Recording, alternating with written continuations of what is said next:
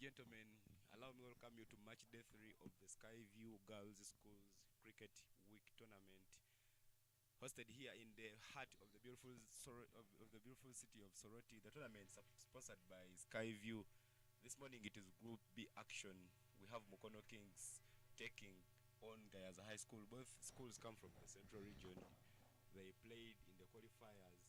Both teams were not in the same group, and this is the first time they are meeting in a competitive encounter because they met in two friendlies where each of them won one game out of the two games they played. This morning, GAYAZA High School won the toss and they took a decision to bowl first. My name is Evan Cyprian Sajabi. I will be joined in by Dennis Msali later on, but right now I will kick off the commentary alongside Amongin Naume. Amongin, welcome to the commentary box.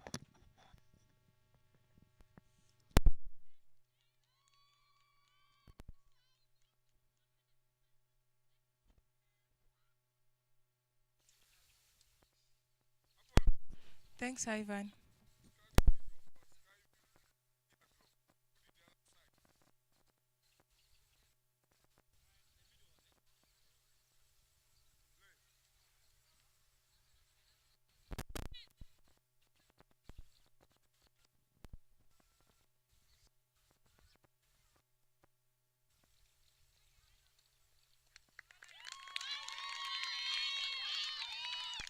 Opens up the account with a very beautiful delivery there.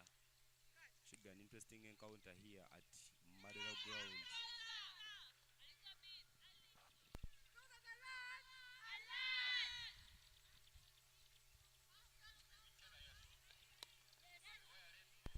Finds the gap there towards Gully area. The fielder was standing down. Manages to close in and she gets that one back so quickly. The opening batters there from Kono Kings. Nalmas rested the captain from Kono Kings alongside Jackie Nampamu.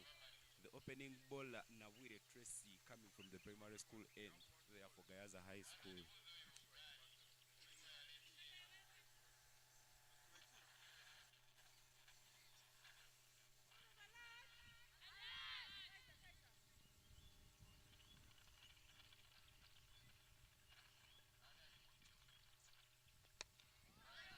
Into the block hole there, Jacqueline Nampamu taking on some long straights there to make sure that she keeps her wicket.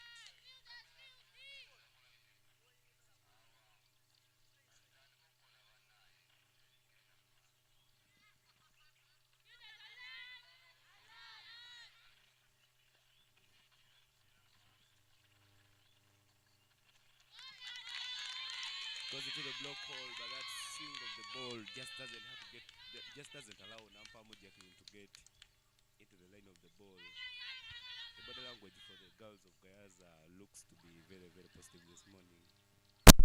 In the previous game that Mukono Kings had against Kasese, Nampamu did not really contribute that much for her team, so I think it's another big chance for her to do something better for her team.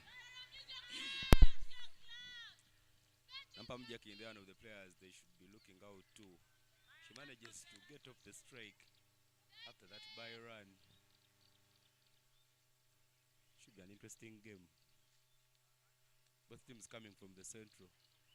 GAYAZA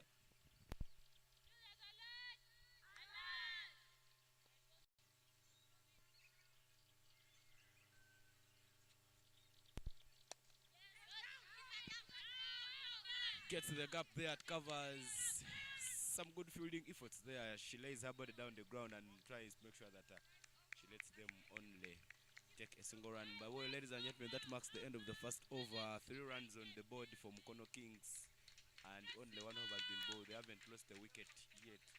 I love talking the mathematics. If they keep scoring like this at the end of the 20th over, they'll be having 60 runs, because 3 times 20 brings you to a total of 60. But now, in just the first over, already having the mathematics that 3 times 20, they'll be having 60. How about a blunder comes in the second over and they concede more than 5 runs? How are you going to put your mathematics into the right track? Well, my mathematics is based on what is happening at the moment and not really what might happen in the game. New bowler they are coming in to deliver the second over from the flying school end.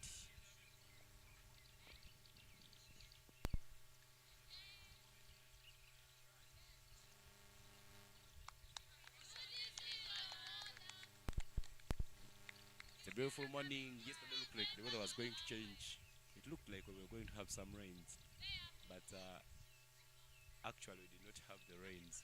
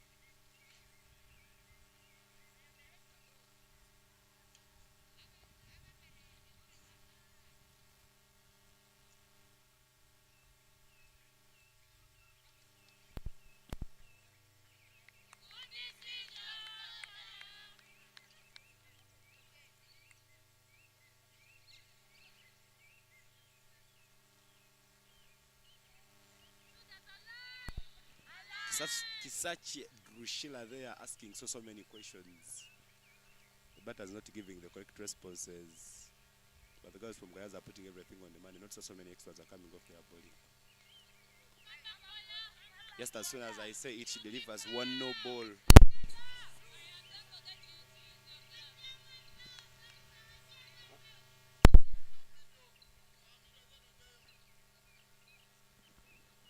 GAYAZA High School, one of the record champions. They have won this trophy 4 times. Only Ginger SS has more trophies than them because Ginger SS has won this trophy 9 times.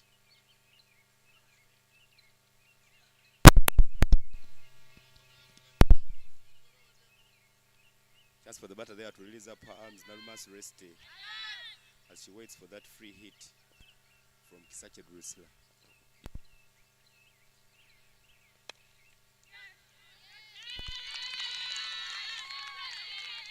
Narumas Reste there doesn't offer anything. She blocks that one. And it's fielded very nicely.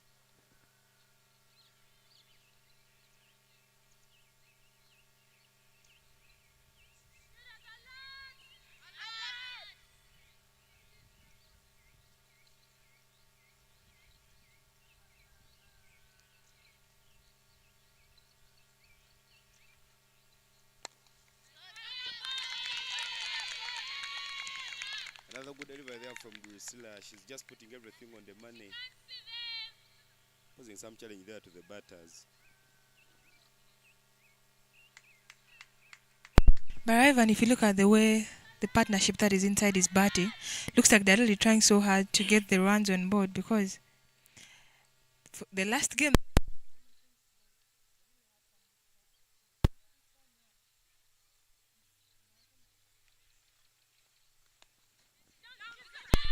onto the bats and some swing there.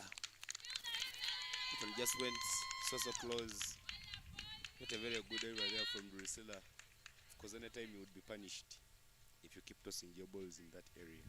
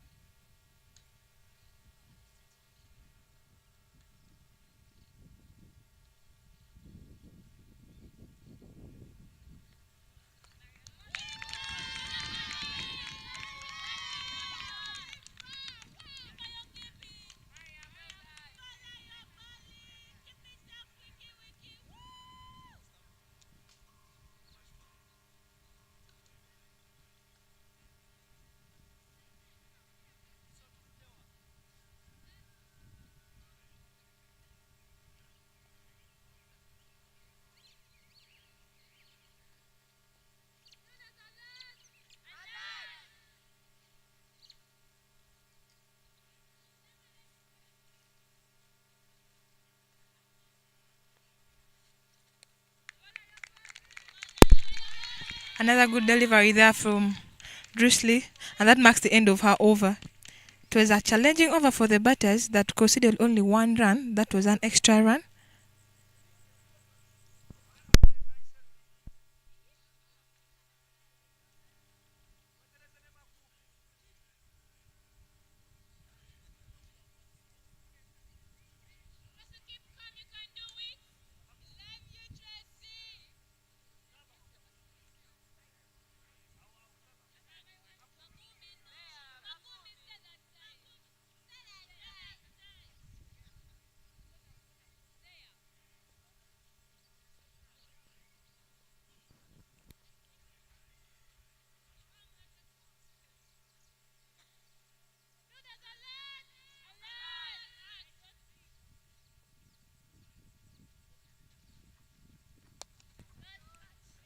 Some big swing there, 50-50 chance, but not taken.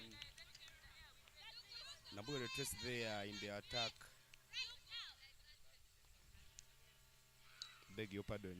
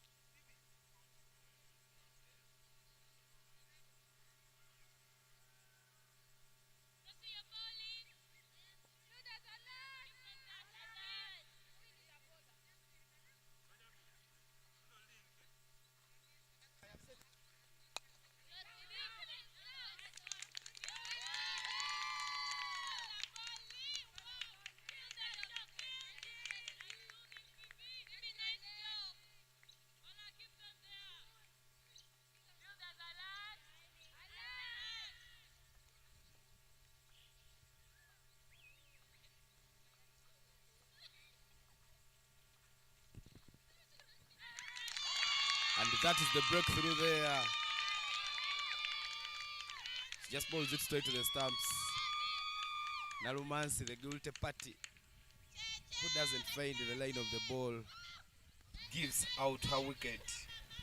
Celebration there for GAYAZA. 5-1 is the score. 2.4 overs have been bowled. Nalumansi is one of the batters who have been anchoring the innings from MUKONO Kings. In the game when they were beating Kilembe, she picked the player of match accolade for her unbeaten 27 runs. Unfortunately, she doesn't manage to give them the start they needed. That was a very good delivery from Nabuire. And it had a very good turn, because if you look at where the ball pitched, it pitched and turned so well.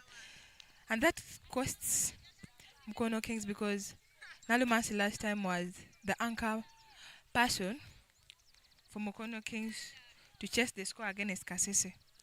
Nabuire is a very key bowler for GAYAZA High School, where the match against Kasese, she conceded only 18 runs in 4 overs and had 2 wickets.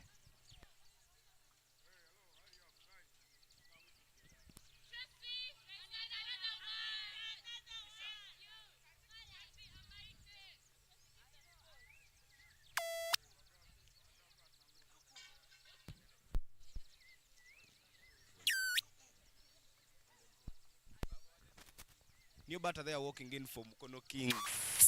Adiosara Asunapa Nambozo. She comes in at number 3 to make sure that she looks for some runs. She's one of the batters who have been keeping MUKONO Kings in the game. She doesn't score so quick, but she always keeps to the crease.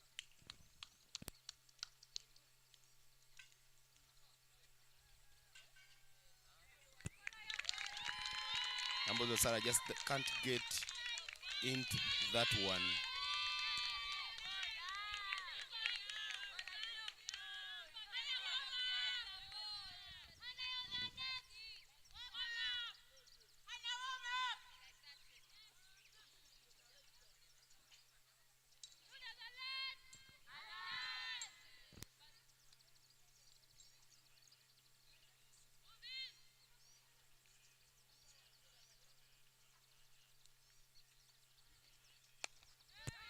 Into the block hole, She gets it to the bat.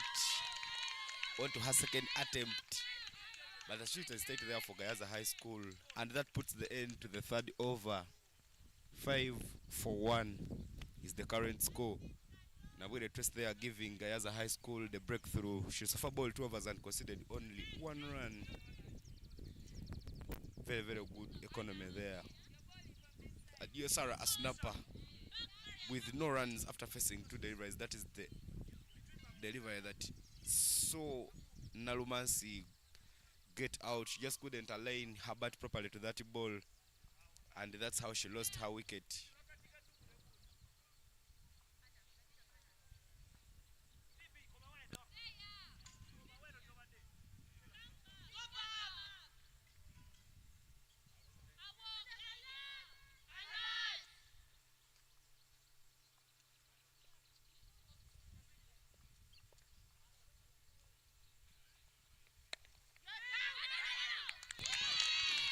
Shooter remains tight. Nampam Jakin just can't get the gap on the offside.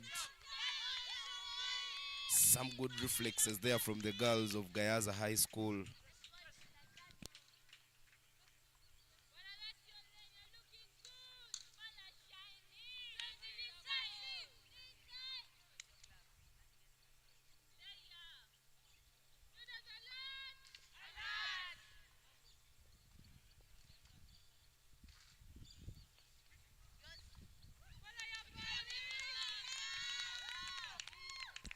Much better delivery there from Kisache Drusilla. That is the coach for GAYAZA High School, Derek Bakunzi. He is standing alongside the teacher from Kasese Senior Secondary School. I think they are sharing notes there. One thing I know is that these teams are in the same group, and yesterday Kasese managed to beat GAYAZA High School by 3 wickets. But if GAYAZA, like, by the time Kasese beat GAYAZA yesterday, today. Onto the bat there, swing. But Shot Fenling manages to pick up that one very, very well. Nampam Jakin taking the attempt to try and make sure that she gets some more runs for MUKONO Kings.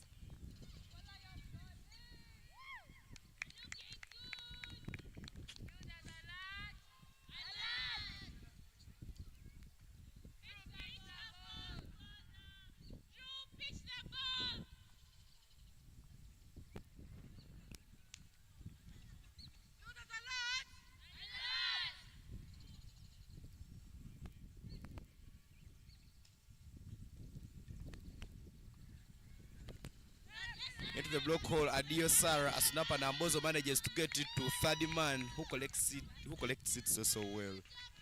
At the moment, MUKONO Kings are trying to look for the singles, and that's what really they need. This is the partnership we need to try and rebuild them back into the game. Sorry, Naluman's rested the captain leaving so early and not contributing a lot for her team. I think Nalumansi's wicket has brought in Adio Sarah to stick in there, because looking at her action, she really wants to get those quick runs for her team.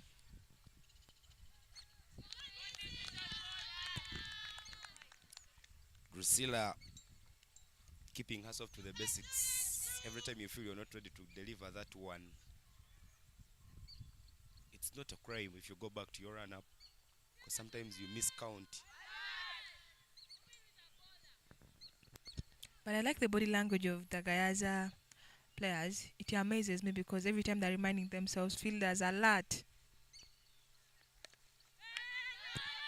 Nampam Jacqueline, they're trying to look for the gap at point. But as now says, the fielders are alert. They manage to collect it so well, and they don't allow her to get any run. The dugout giving the players on the pitch very, very big backup there. They were supporting it with them. Every time they do something good, the upload comes and keeps them high.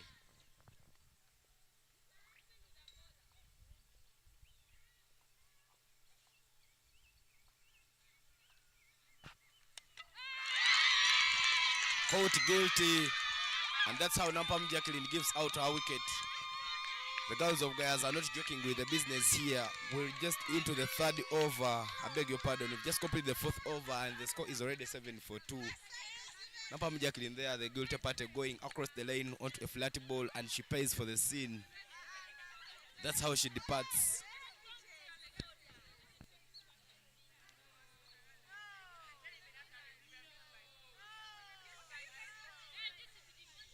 Napam they are facing 10 deliveries and scoring only 2 runs. Will have to walk back to the dugout.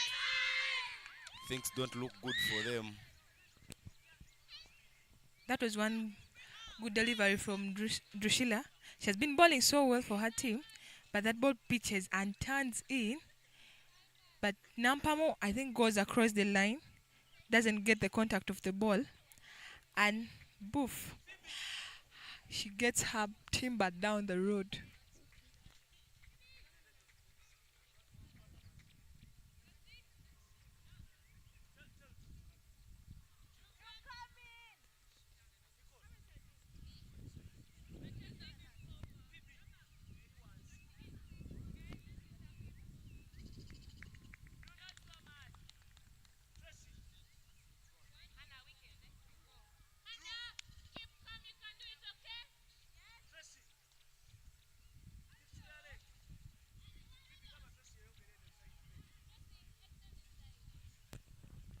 The departure of Adio Sarah Nambozo the departure of Nampam Jacqueline brings in Ayatres Kevin to continue the batting from Kono Kings High School there. But there is a change in the bowling attack from the primary school end as Gayaza High School introduces in Mbabazi to try and make sure that she hunts for some more wickets here for the team. Mbabazi Hannah is the new bowler.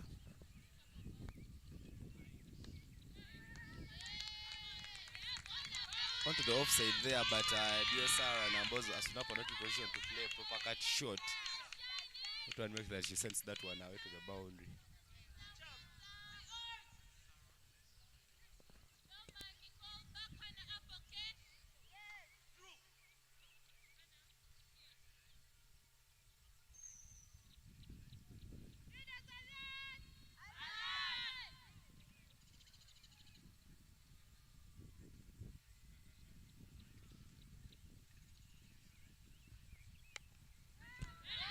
Into the block hole yet again, Adio Sarah Nambozo, but she doesn't manage to get off the strike.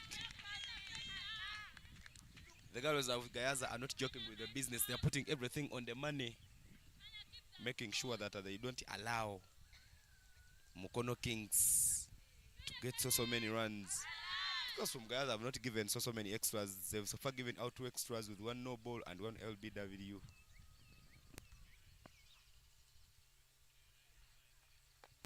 Tossed up in the air. Any day, anywhere, you could be punished for that full toss. But Adio Sarah doesn't show any interest in sending that to the boundary. Looks like Adio Sarah is scared of the alert.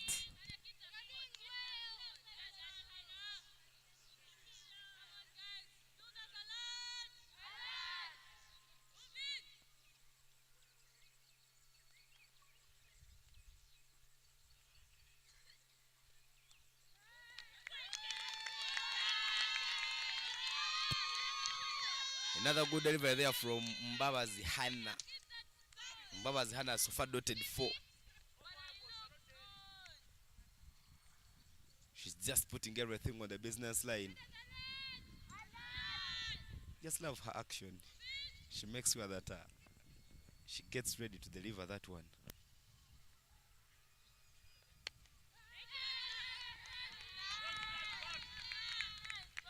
Another good delivery there from Mbabazi. Looks like Mbabazi's over is really going to give the first maiden over for this inning, because her deliveries are really dotting and are giving a very hard time to Adio Sarah.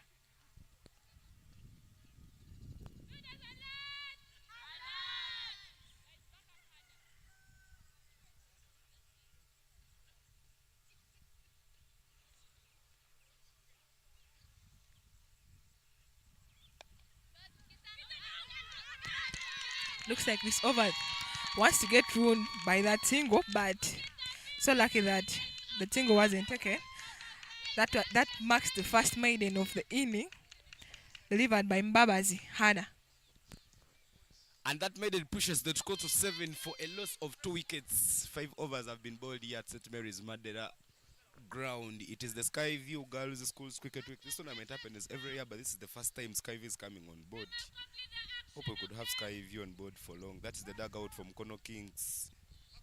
Things don't look to be moving on their plan from the way and from the look at their faces. But there is a change in the bowling attack from the flying school end. New bowler coming in there to try and make sure that she continues with the bowling for MUKONO Kings. Sorry, I beg your pardon, for GAYAZA High School.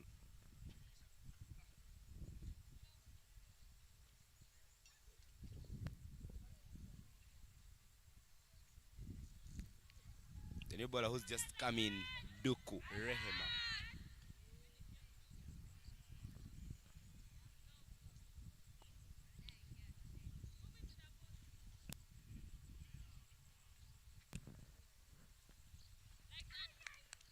One to the half side, looks like that was going to the wide mark, but it just sails away. Ayatres Kevin not in position to make contact onto that one. Now it's upon them to try and make sure that they get some more runs from MUKONO Kings High School, because the start has been so slow. After 7 overs, they've so far scored just 7 runs.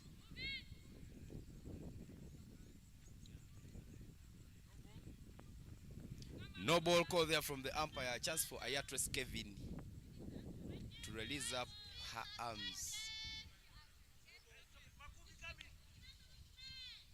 The no ball comes because of the fielding restrictions.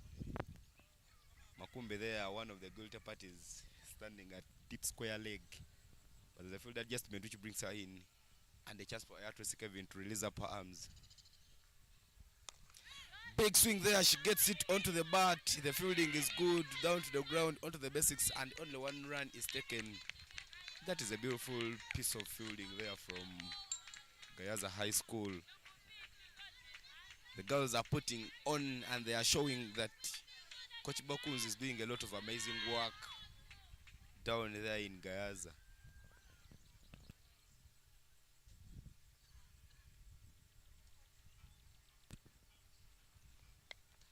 Another straight delivery, Adiosa and Ambozo, but there is just a run out there.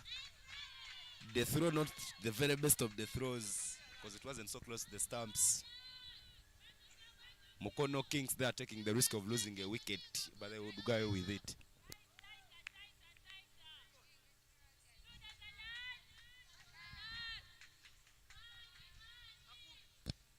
It seems like there's a realization between the two partners that when they tap the ball there, they can have a run. Looking at the other partners, they've been playing the ball all around there.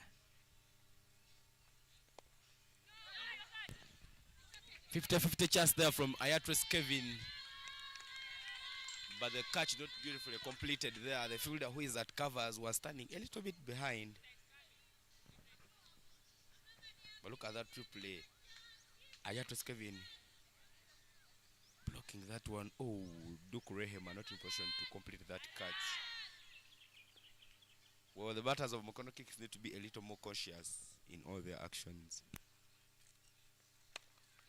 Big swing there. She looks for the gap at extra covers, but there is a fielder there who collects everything, and she manages to send it back. I tell you something, every time MUKONO Kings is getting a single run, the dugout is on fire. Just can't guess what will happen if a boundary comes in. But 10, I beg your pardon, 11 for 2 is the current score after 6 overs, and that marks the end of the first power play.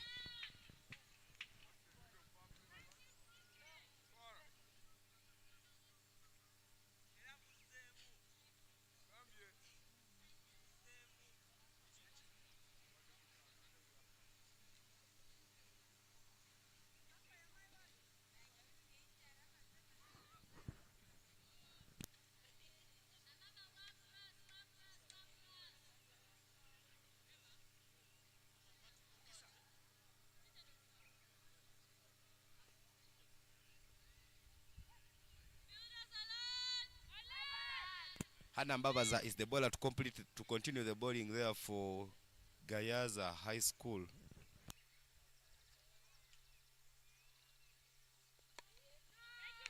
Hannah GAYAZA starts it off with a dot. She opened her account with a maiden. She's fumbled 1.1 and she hasn't gone for any run.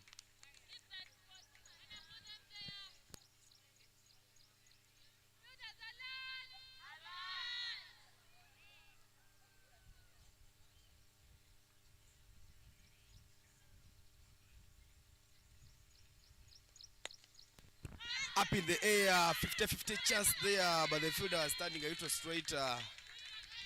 Ayatres Kevin not using a lot of energy onto that one, but she takes the risk, so she manages to go away with it.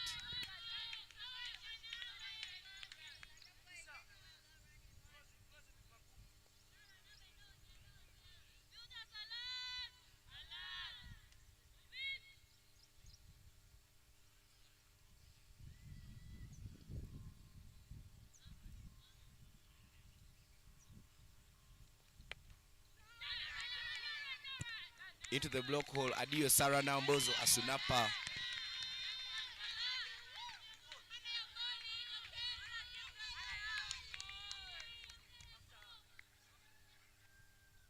Mukono Kings not getting the gaps they much need.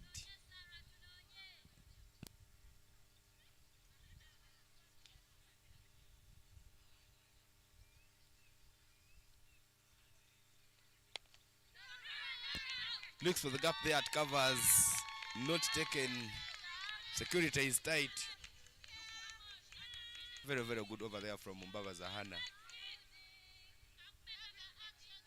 There are some changes there in the field.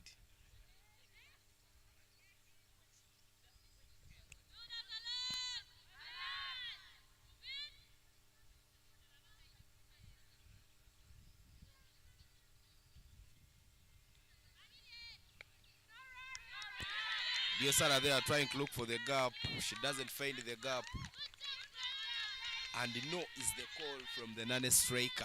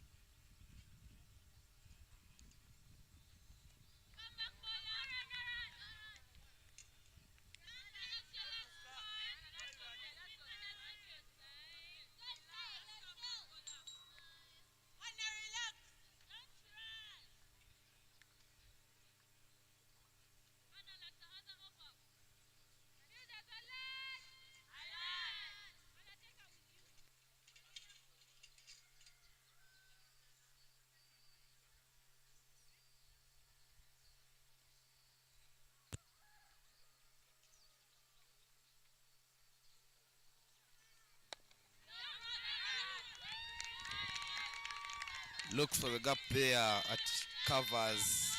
The gap not found. The over ends. 7 overs have been bowled and 13 for 2 is the score. Well, now things don't look so good here for Mukono Kings. If you were the coach, what could be the strategy that you could have done to make sure that you get some more runs? Because I see there's a talk there between the batters.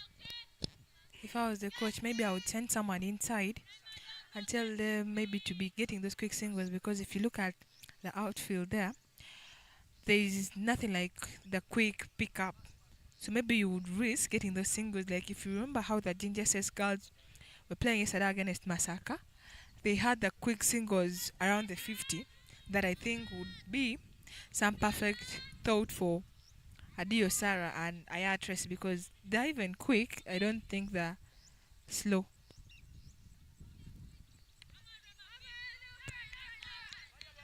As you said, they are quick and not slow. Duke Rehema comes back into the attack. In her first over, she went for 4. But she opens up this over with a dot ball. Brilliant stop there from Rehema Duku.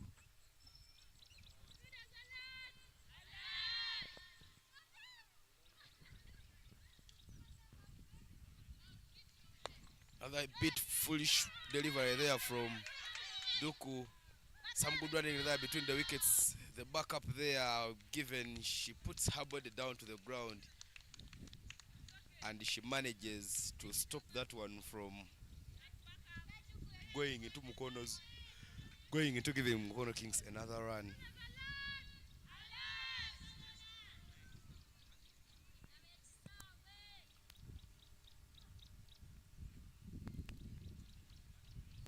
Swing there from Adio Sara. She doesn't get the contact. Looked like that was a short pitch delivery, but Adio Sara not in position to capitalize and utilize that chance. But it seems like Mukono Kings right now needs more of contact than missing, because the runs that they have are so many than they don't.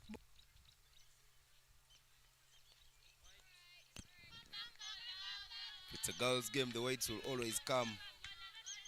Yesterday there was a lot of generosity between the two teams here in the afternoon. And I think the generosity call has started for these two teams that come from the central region. Both of them are high school, GAYAZA High School and Mukono High School, Mukono Kings High School.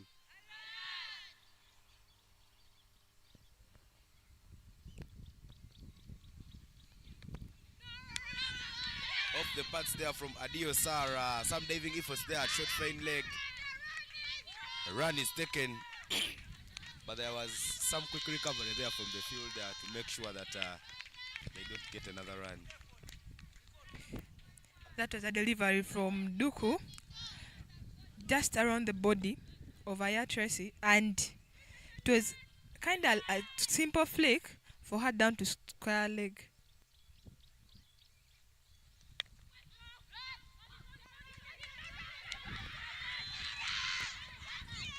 Chance for a run out, not taken.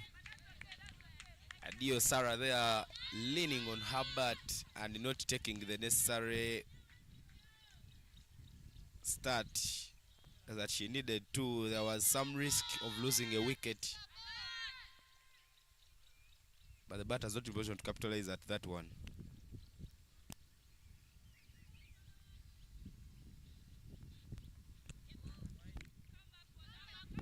Wide delivery there from Duku Rehema. Looks like Duku is the most generous among all the bowlers from Mukono Kings. I beg your pardon, for GAYAZA High School, because in her bowling she's so far given out 2 wides and 1 no ball. Well, her friends have just given out a wide each.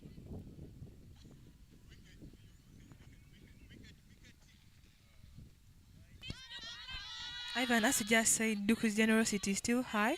She's still offering the whites, but I think she needs to come back strong and bowl maybe the Mbabas is bowling, so that they have more of dot balls than those free runs, because the Mukono Kings girls are not getting the runs off bat, but they're surviving on the generosity that they are offering.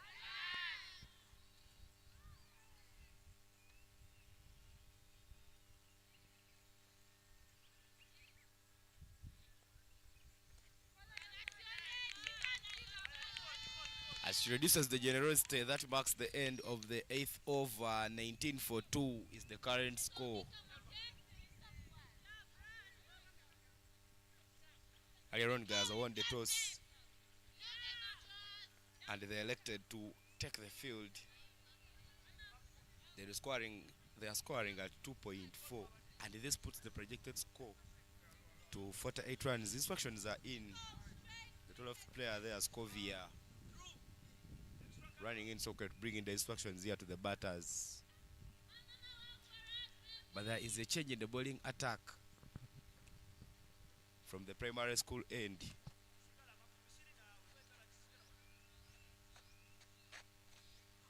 The new bowler they are coming for GAYAZA High School is Nanyonjo.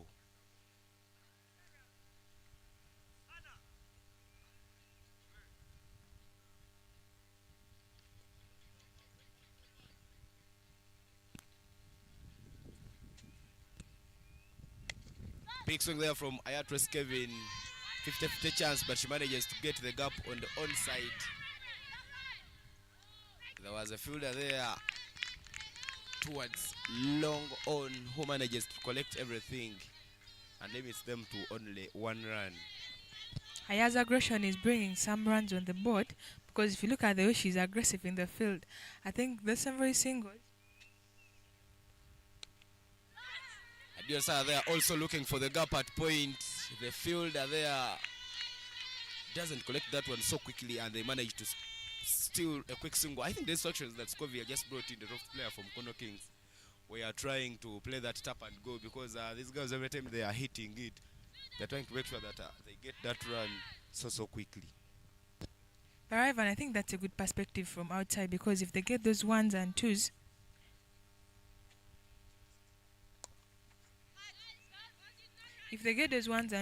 the scoreboard will keep on ticking. And you always know that when they say one orange fills the basket. So I think it's better if they go by that and have one by one makes a bundle. So let's hope and see. Watch and see where the match will end. Ayatress there with 6 of 12 and Adio with 4 of 18. Adio Sarah is so good in the block hole. If there was one of the days where we play the long format games, should be the batters to watch out for. She's so far first 18 and she has 4 on board. 21 for 2 is the current score. But I think they need to be looking for those gaps because they need to push it maybe close to the 100 runs mark.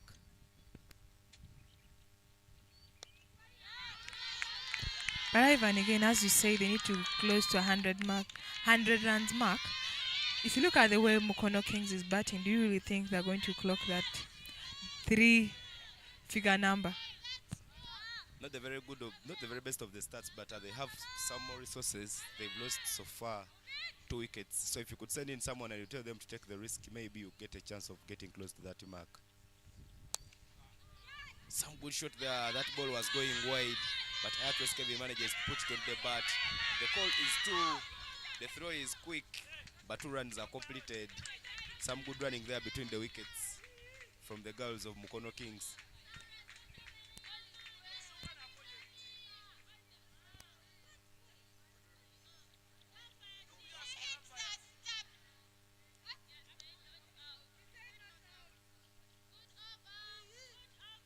That marks the end of the 9th over, and 23 for a loss of 2 is the current score.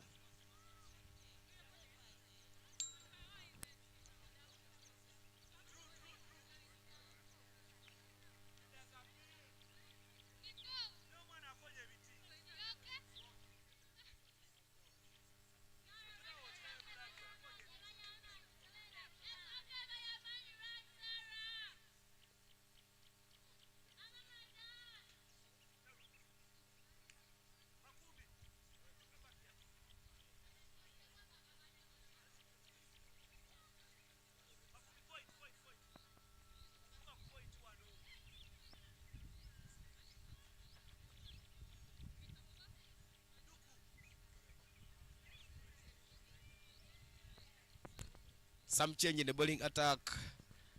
Flying high, the teardrops of Skyview, our sponsor for this year's tournament. But Kisache Drusilla is the bowler there back into the attack for GAYAZA High School. Kisache has been bowling so well in her first 2 overs. But this time she comes and drops her shoulder. That's the first extra from Kisache Drusilla. She so far bowled 2 and conceded only 3. She picked a wicket as well. But after 9 overs, she just can't make it straight to the stumps. She needs to be thinking about that delivery to make sure that upon her return, she delivers the beauty for GAYAZA High School.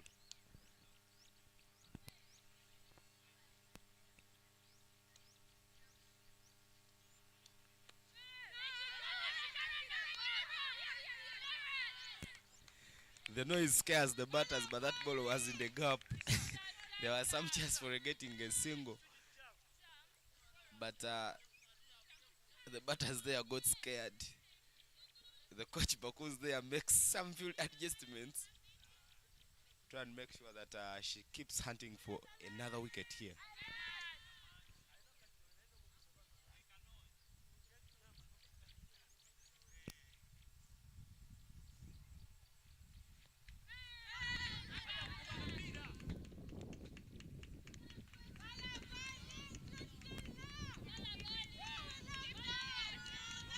Adiosara there.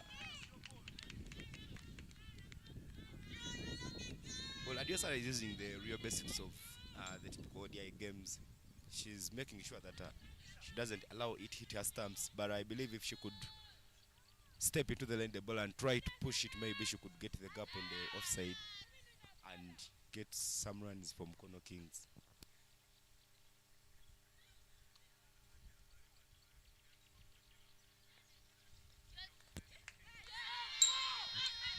Not very tender there, the wicket keeper, but she has backup. Third man runs in so quickly, there is chance for some 2 runs, but MUKONO Kings will comfortably pick 2 by runs.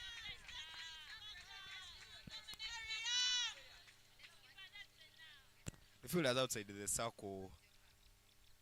Behind the wicketkeeper managed to give her the backup. Findeg was running in. Third man was running in, and this just denied MUKONO Kings a bound.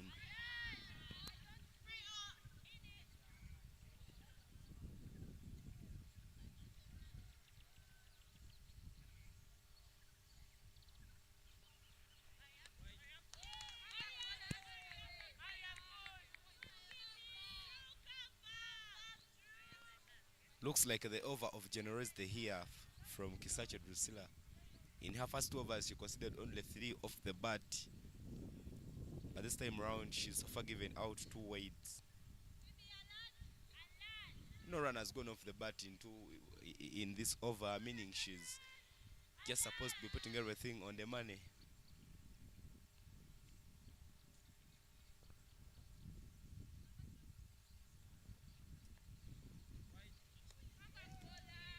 Another wide delivery there from Kisache Drusilla.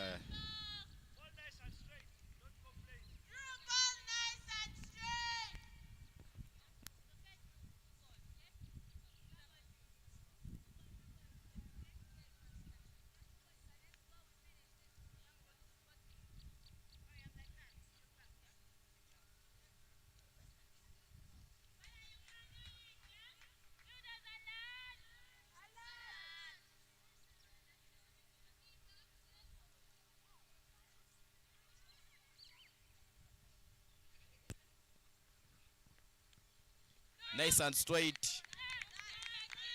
Adiosara there not managing to get enough contact onto that ball. But that is much better recovery there from Drusilla. That's where she needs to be pitching most of her deliveries. But I think Adiosara should not change her part because she has been there from the first ball, and now we're in the 9th. Actually, we're in the 10th over running, but she's still on 4 runs. So I think the ball is now bigger for her. So she should change her approach and get some runs for MUKONO Kings. As she changes the approach, she nearly gave out a catch. Just sounds like she had you say it. That ball just did not carry, but Kisache Drusilla would have completed a very beautiful catch there to get Nambozo out. And as she changes the approach to becoming a little more aggressive, she needs to take cautious steps. Because I don't think MUKONO Kings is ready to lose another wicket. Whether they need to be scoring, but they need to take the cautious moves.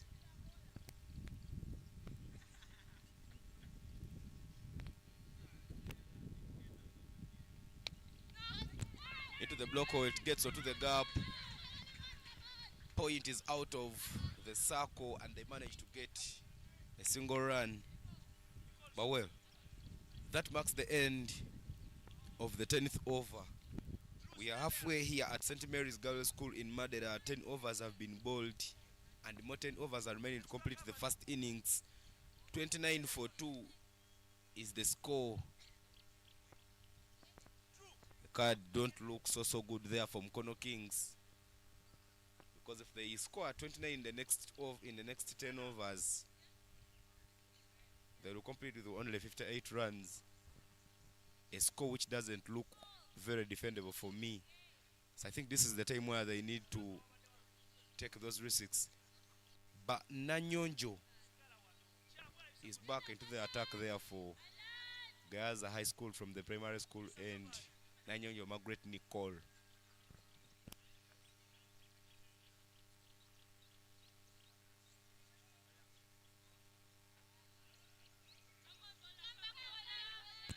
drops her shoulders and gives a wide.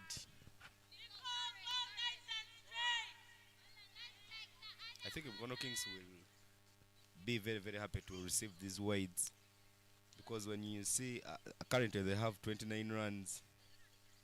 I beg your pardon. Currently they have 30 runs, and out of these 30 runs, the extras are 13, meaning off the bat they have scored only 17 runs. So they will be very, very happy to receive these wides.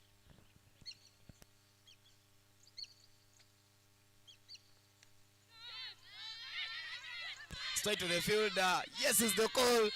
She goes on to hunt, but she just misses everything. There is another chance there for a run out. That is poor communication and poor running from GAYAZA. The ball went straight to the fielder, and she did not take a cautious move.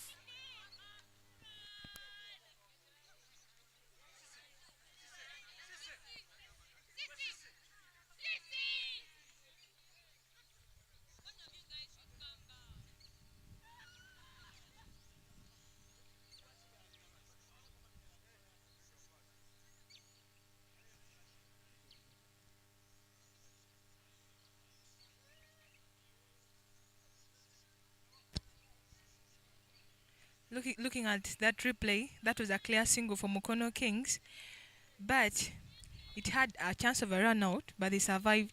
But due to the miscommunication that they had, I think GAYAZA thought that was another run for them that caused a run out, giving 3 wickets in the basket for GAYAZA High School.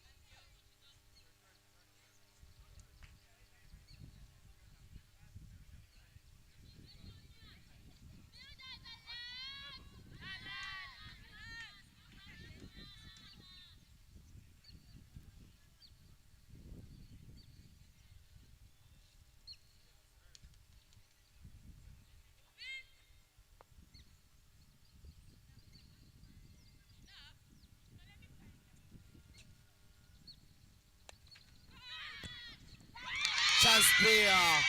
Beautiful catch there taken near point area. Tracy Kevin trying to be very aggressive here for MUKONO Kings. Unfortunately, she will depart with only 8 runs after facing 15 deliveries.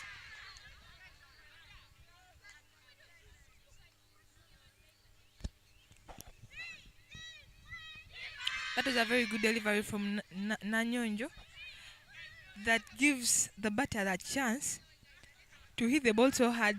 If she had timed the ball maybe on the power spot, it would have gone over the fielder, but unfortunately it got her edge and she's out, back to the dressing room.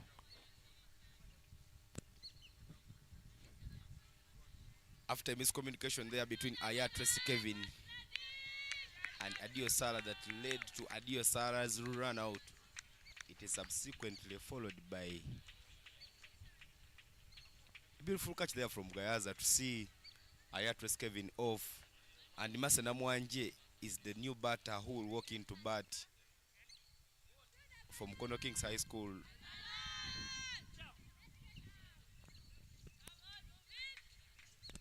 Namwanje Mase there returns to the lineup when MUKONO Kings was beating Kasese Senior Secondary School the day before yesterday. She was out of the starting 11 in the afternoon game that she had played the first game, but now she returns in this game.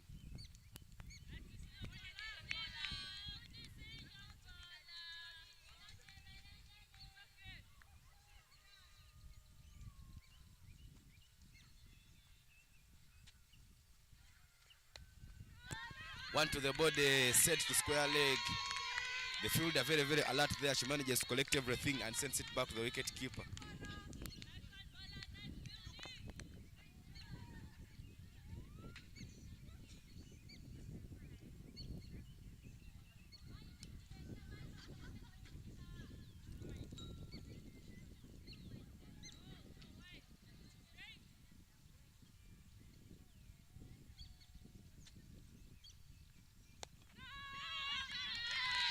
looks for the gap at point. The fielding very good there to make sure that Namwanje does not get any run. Both batters who just were in there from Mukono Kings are new batters. Namwanje there, Namwanje Mase and Inalta Christine.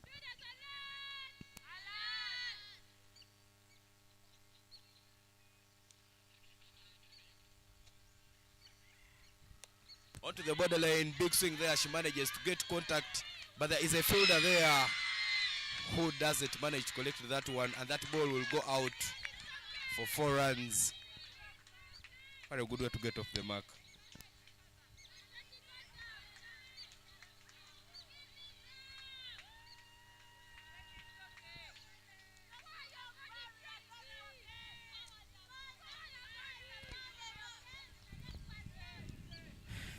That was a good swing there from Namwanje. She has really been so serious from the time she entered in. Looks like she has been waiting for such an opportunity to strike the ball so hard for her team. And she gets the first boundary for her team, totaling the score to 35 for 4. Looks like Namwanje will be going across at everything. She manages to get another one to the onside. And only a single run is taken. But this is one of the approaches that these guys of Mukono Kings need to be using, because they need one aggressive batter who will try and make sure that helps them to add some more runs onto the board. But that puts the end to the 11th over, and 36 for 4 is the current score here at St. Mary's Girls School in Madeira. Ladies and gentlemen, it is the Girls Schools Cricket Week. Games are being played across 5 overs around the town. It's a tournament featuring 16 schools, where at the end of it all, we shall have only one champion. But ladies and gentlemen, here in the commentary box, I'm joined in by Dennis Musali. Dennis, you're welcome to the commentary box. Thank you very much, Ivan. Such an interesting game between GAYAZA and Mukono Kings. A different Mukono Kings team. They looked more solid in the win against Kasese, but today they've looked a bit timid. I don't know what was in the breakfast, but GAYAZA looking more inspired.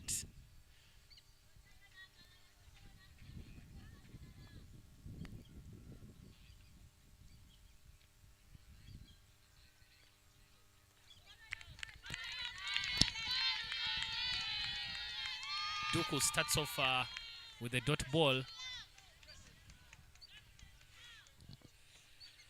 Namwanje, the batter on strike for Mukono Kings. Ivan, how many runs do you think Mukono Kings will need to make sure that they can pick up their second victory of the tournament?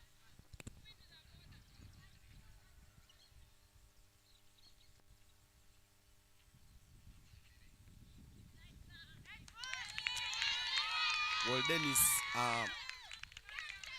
the way Mukono Kings balls, they have been giving out a couple of extras in their game. They so far played 2 games. In the first game, they gave out 34 extras. In the second game, they gave out 30 extras. So I believe for them to get a victory in this game, they need to be close to the 3. That's swing there from Namwanje Masa, but she doesn't get the contact. Namwanje Masa should be a little more cautious to make sure that she plays that ball a little bit straight. But I think if Mukono Kings will get around close to the 100 runs mark, maybe they stand a chance of winning this game. Because in this game, the extras will keep in coming, so they need to be scoring as they wait for those bad balls.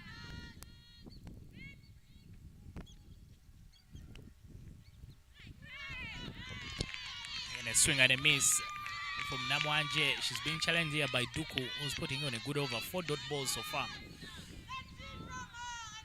GAYAZA are 4-time champions of the girls tournament. They've been missing for the last couple of years, but it's good to see them back into the competition.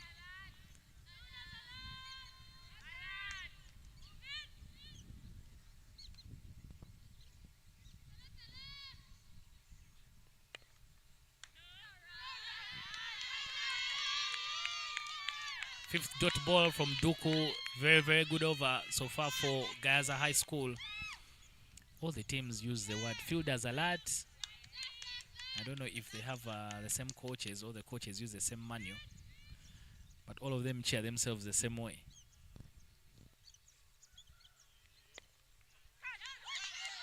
There was a chance there for a catch, but Duku fails to hold on to it in her run-up. But nonetheless, that's a maiden over. Another good over for GAYAZA High School. 36-4 MUKONO Kings. As Naomi will be telling us which other games are happening, because this is not the only ground where the action is. There's cricket all over Soroti City for this whole week as the girls compete to be the best girls cricketing school in the country. Naomi, who's playing elsewhere.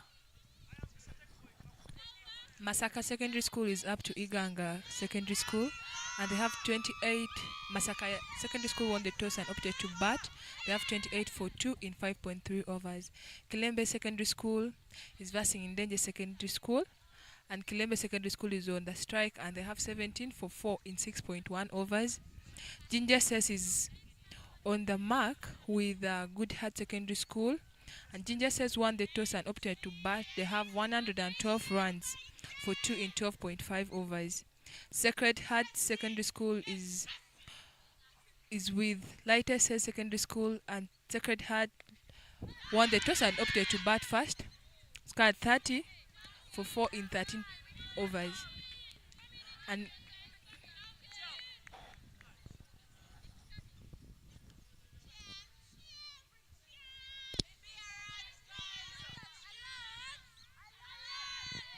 clearly, fielders have been very alert for GAYAZA High School. Very vested man, Ivan. You don't seem to be... You have an interest in Mukono, so you're under a little bit of pressure. Well, Dennis, not really that I have a lot of interest in Mukono, but the bowling from the GAYAZA girls has been so amazing. 2 girls have delivered maidens. The previous one was a maiden from Duku, but Mbaba's Hannah had already delivered one inside the power play. Up in the air, but will land safely, and they will pick up a bit of a collusion there between the two teammates, but at least it's for the team cause, so there's no one who is injured. Interesting things here, Ivan, that all the coaches, despite the fact that they've been told to just let the players get on with it, all of them, as always, they cannot afford to sit down anyway. They are trying to make sure they still keep sending instructions to the players. You need to keep reminding them. And no offense at all, by the way. I feel for them that these are still players who are still learning the game, so it's important to always give them some guidance while they are in the field. Some sportsmanship there. As the wicketkeeper for GAYAZA helps Namwanje Mase to try and fix her shoes. Safety of the players is one of the things we take forward because it's part of the spirit of the game.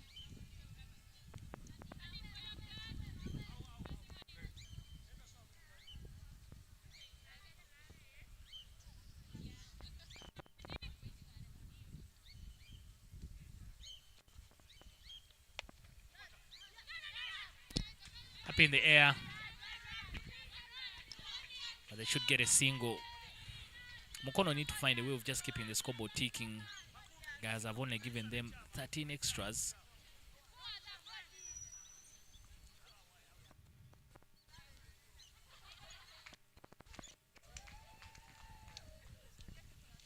So there's not too much generosity from GAYAZA High School. They are very, very tidy with the bowling. Up in the air, goes up in the air, chance for a catch. The wicketkeeper gets under it. 2 players were interested, and they take the catch. The catch is completed. Mukono Kings lose their 5th wicket, 38 for 5.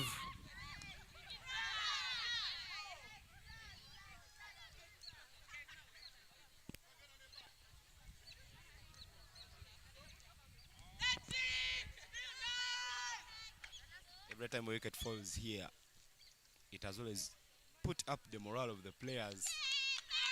Some of the players of GAYAZA are dropping the shoulders before the over they've got a run out and a catch. But I believe with this wicket, their morale will even be much better. But the new batter they are coming in so fast to try and make sure that she gets some runs for Mukono. Kings High School, Tandeka Hope. She's one of the players who have some big muscles, and she comes in at a time when Mukono is really desperate of runs.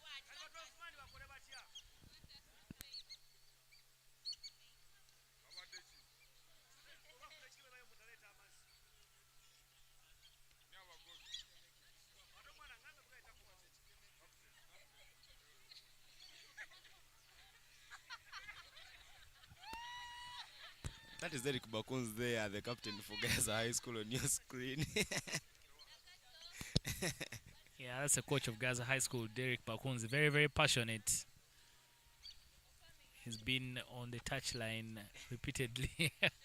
He's played a couple of games for the national team as well. Yeah, Oh, sorry, for the under-19 team. Former captain of the under-19 team. He's played for Uganda as well. So the passion of cricket must be that high. I think it's in the DNA. They just love winning. So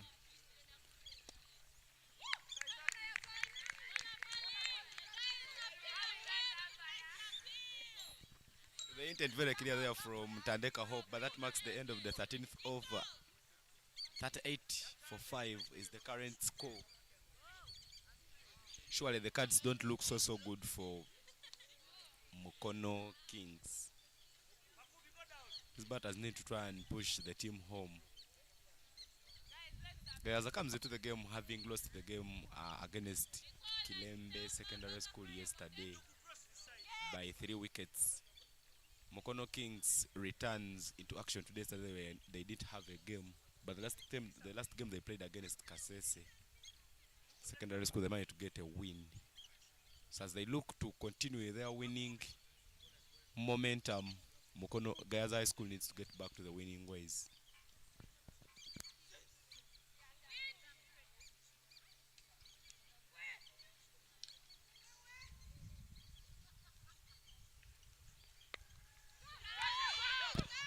up in the air, very, very easy catch for the fielder standing in close.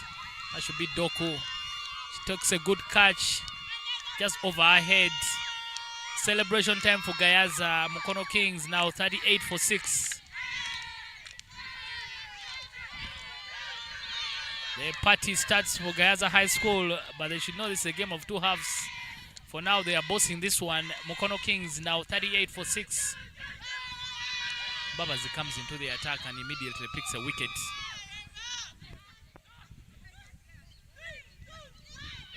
GAYAZA yesterday lost to... See the replay again there, the batter just poking the ball up in the air.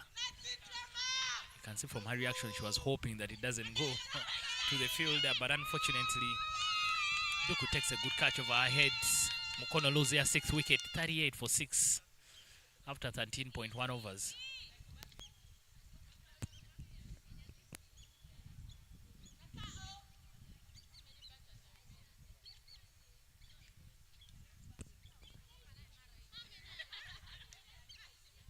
Chaterekera Brittany Noel walks in to bat for Mukono Kings High School. She comes at a time when the morale of the GAYAZA High School fielders is very high. The celebration moment was sounding like do. Because they feel now they are so close to winning this one. Mukono has only 4 wickets at hand, so if they could clear up the tail so quickly, they could come and chase that 38, hopefully with some ease.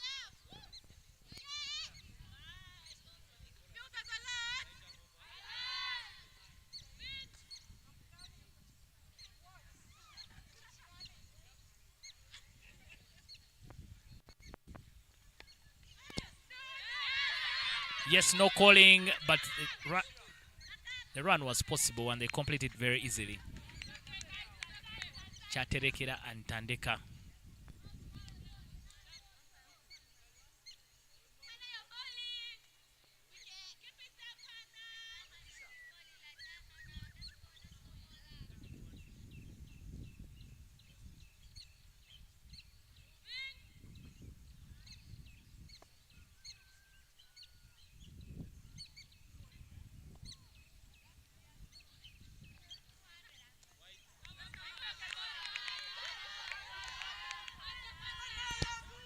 Gayaza School has produced some of the best players that have played for the Victoria Powers: Belinda Nachiganda, Charity Ahumuza, Abigail Okumu, Faima Konso, Lelia Namaganda.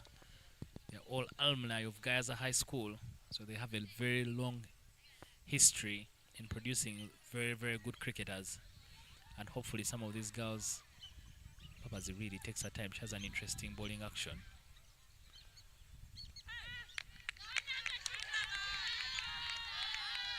So they have a long history of producing some of the finest talent in ladies cricket.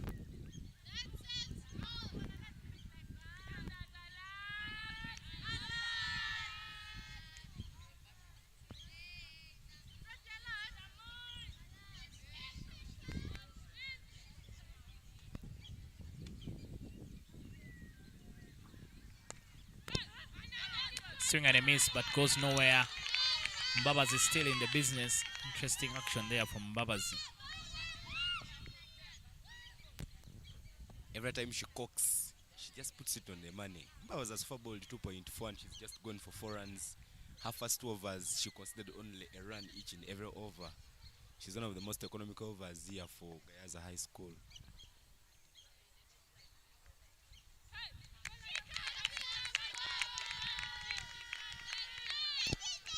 Yeah, my observation over the last 3 days when the tournament started is that the girls who really bowl slow can challenge batters. So I think the coaches should realize that if the more slow bowlers you have in your team, the more opportunities that you have.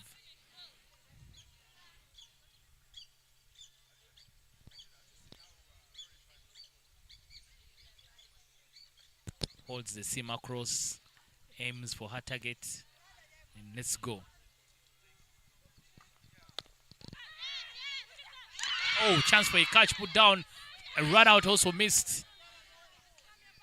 2 opportunities to pick a wicket. Could have been 2 wickets in 1 over for Mbabazi. But the catch put down, there was an opportunity for a run out, also missed.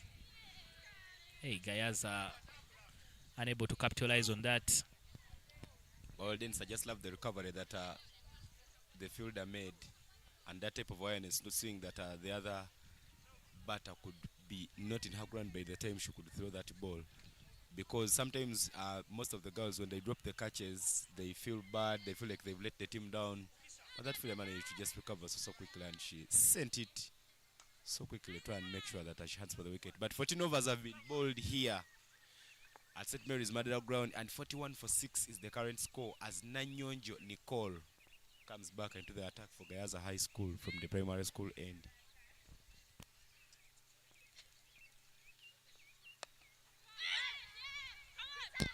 In the gap, they should only get a single.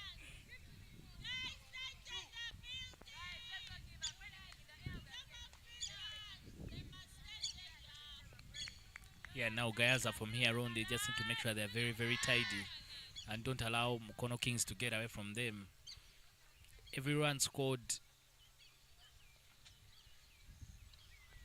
every run scored and added on to the total just means that you need 1 more run for you to pick up the win. So the less the total, the easier the job for you in the second innings. Mukono Kings have 1 win in the tournament. Guys are yet to get something in the winners column.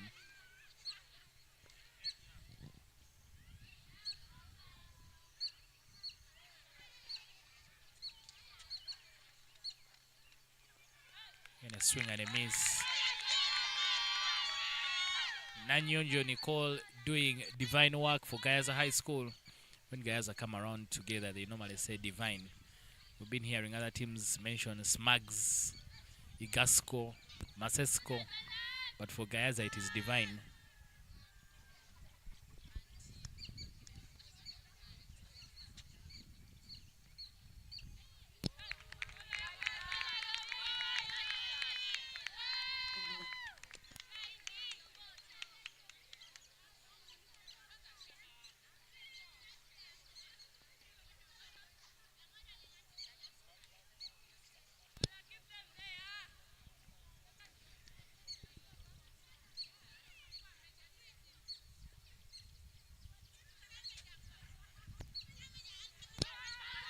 Chaterekera struggling to get the ball off the surface.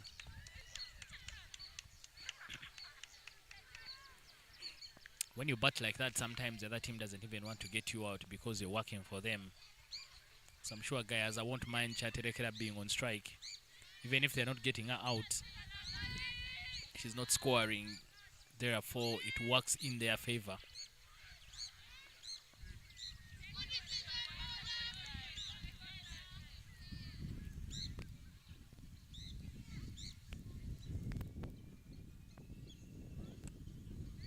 The only thing Chatrika is doing good for the team is maybe making the fielders a little tired.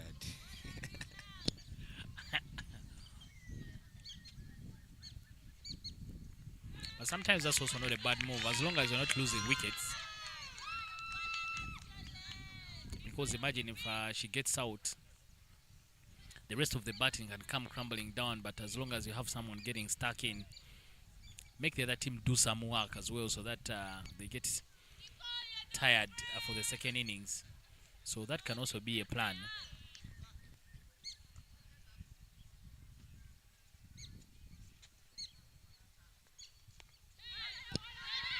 Safe play from very good running between the wickets there from Tandeka. She was going to the danger end and she was in quickly. That concludes the 15th over, 44 for 6, Mukono Kings.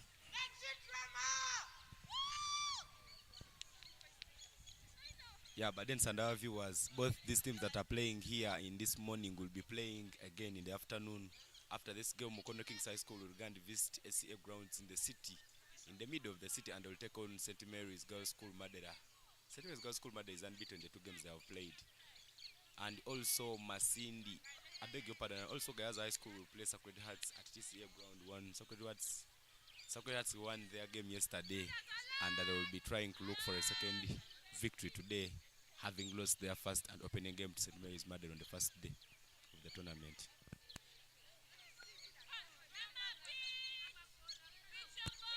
Duke Rehema is the bowler who is back into the attack from the flying school end to continue the bowling for GAYAZA High School.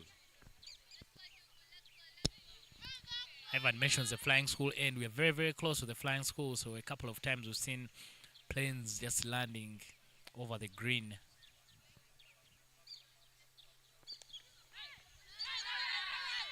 Chance for a run there, but this time Tandeka not very interested. GAYAZA not a very... I'm thinking that if you try and take a single like that, you put a bit of pressure on the fielding. An overthrow can be valuable for you, so you just need to keep the pressure on. Because Duku has been bowling well.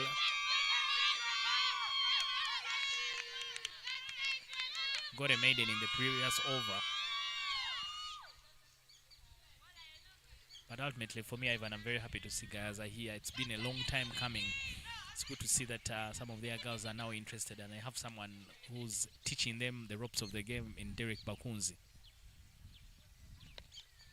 Up in the air, chance for a catch, but just over the fielder's head.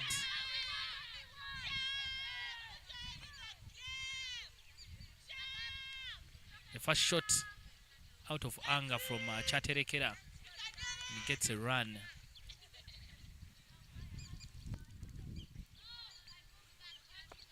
See the Mukono Kings dugouts.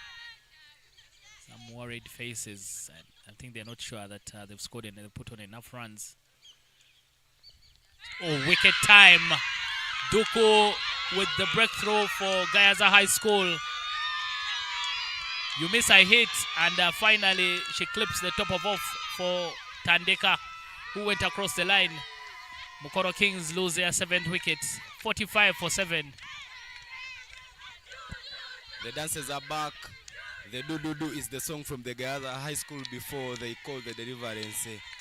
But Dennis, this is one of the things that most of the bowlers don't do. Every time you get the ball, just try and make sure that you ball it to the stumps, because that gives you a chance that anytime one of the batters tries to miss that line, you easily pick up a wicket. But looks like GAYAZA is ahead of Mukono Kings in this game. We're into the 16th over and it is still raining wickets. But there will be an introduction of a left-hander. So the batters have been bowling, the bowlers have been bowling so well to the batters. But the new batter walking on from MUKONO Kings, Elizabeth Nachibule, bats left. And you know what happens in these schools tournaments, the left-right combination, what it does to the fielders, the changes you make, and also the bowlers need to be very, very tight with the lines to keep you in the game.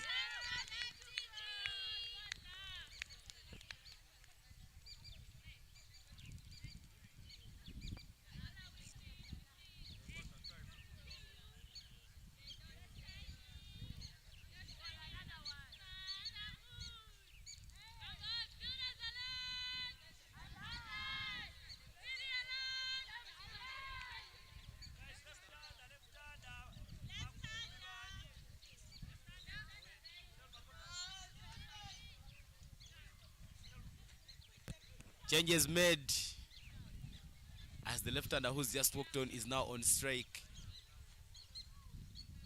Need to be setting a cautious field, and the bowler will also pass round the wickets for the left-hander.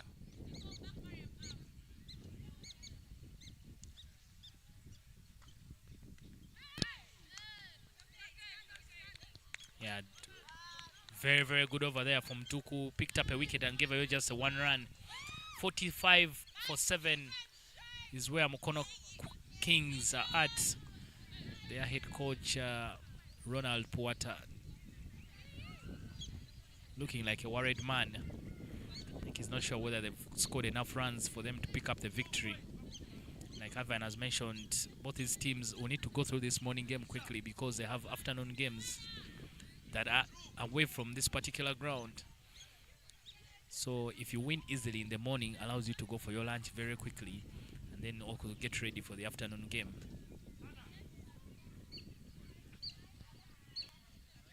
Skyview, the sponsors of the Girls Cricket Week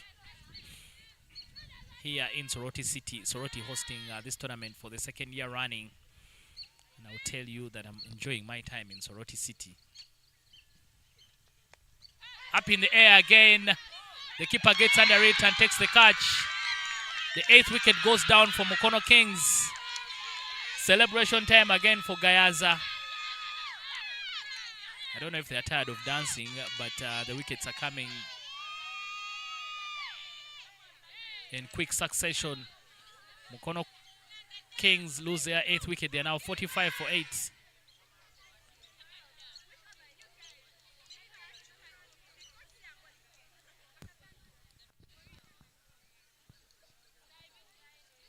The celebration there. This time the dancer's not coming. They just shout the word divine. But it will be a left combination for MUKONO Kings. Skyview, they are our sponsors, making sure that our throws don't go dry. But look at that replay. Good pitch delivery. Chatekerano just going with the full face of the bat, but she kept her head up. And she gave out a catch. For those who watch IPL, that is the same way Rohit Sharma was dismissed in yesterday's game as the Mumbai Indians went past the Sunrisers Hyderabaders. But the new batter there walking in from MUKONO Kings High School is Aisha Nakanwaji. 45 for 8 is the score in 16.1. The girls of GAYAZA look like they are onto this one. Nanyonjo Nicole is there casting spells for GAYAZA High School from the primary school end. And this time she will come round the wickets for both left-handers.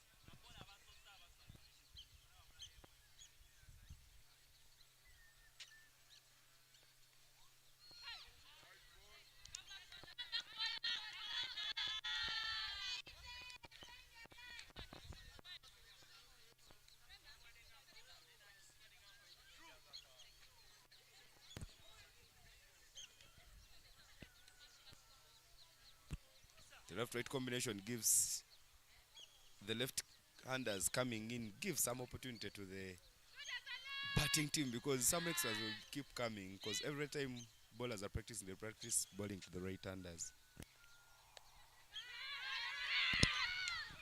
Yeah, very good stuff there. Soft hands from Nakanwaji. A rare single, a rare run for MUKONO Kings. because GAYAZA had dried up the run scoring, 46 for 8. We're already into the 18th over.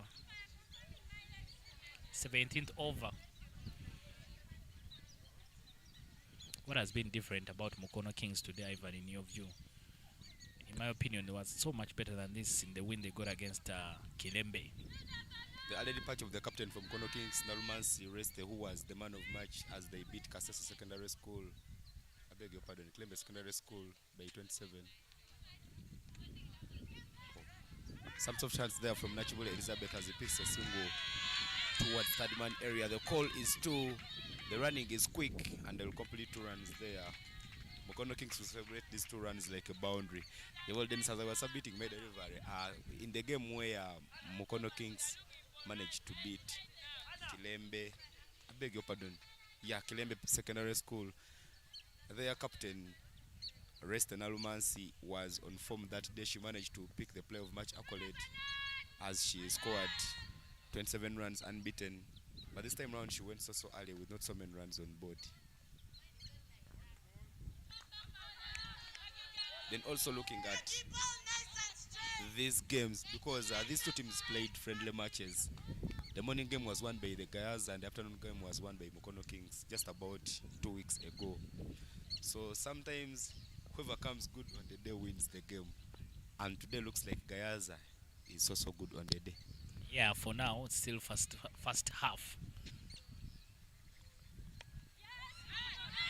Tap and run, a chance for a run out. The fielder completely misses it, but there was a chance there for a run out.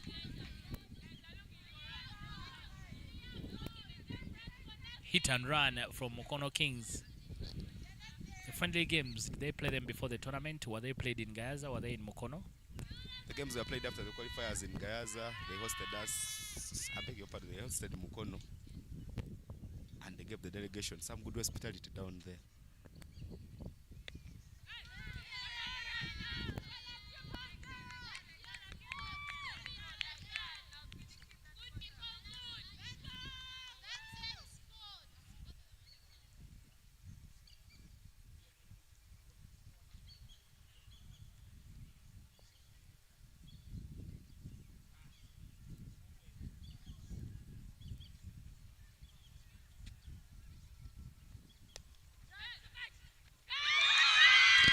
Chance for a catch and it's taken. GAYAZA have had some sticky fingers today. That one sticks for them as well. Mukono lose their 9th wicket. They are now 51 for 9. No power in that shot from Nansamba. From Nakanwaji, and gives a simple catch. The fielder standing in close. Mukono losing their 9th wicket. They are now 51 for 9. The end is near for GAYAZA. If they can find the final wicket, they will have done a brilliant job in the field. See the replay there, Nanyonjo with the delivery. Nothing short there from Nakanwaji, and a very, very good catch. Well, then in the innings for GAYAZA High School, you cannot overlook that girl, Duke Rehema, who just completed that nice catch. She's so far taken 2 catches there in that fielding position at covers, and she picked a wicket while bowling. So she's been one of the players who've managed to put on the defense, who managed to help GAYAZA to limit Mukono Kings as much as they could. But the new batter who has just walked on is the last player to come in to bat for Mukono Kings in this innings. Her name is Tracy Nansamba. But 17 overs have been bowled and 51 for 9 is the score. As Mbabaza Hannah is back into the attack for GAYAZA High School.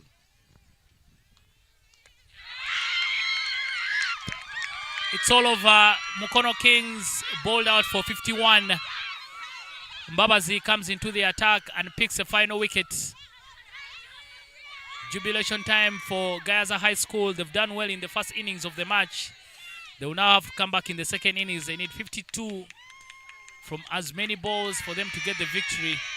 But they've done a brilliant job in the field and with the ball. They've taken the chances that they should have But the most importantly, they've made sure that they hold on to their catches to dismiss Mukono Kings for 51. Top effort for GAYAZA High School with the ball. Now they will need to work very hard with the bat to make sure they pick up their first victory of the tournament. They will run off the field, but they know that the job is halfway done, as they will need to find 52 runs for them to pick up their first victory in the girls tournament. Yeah, but then it's that bowler who's just completed it all for GAYAZA High School. She had the best of 1.5, but look at that replay. I beg your pardon, those are the highlights.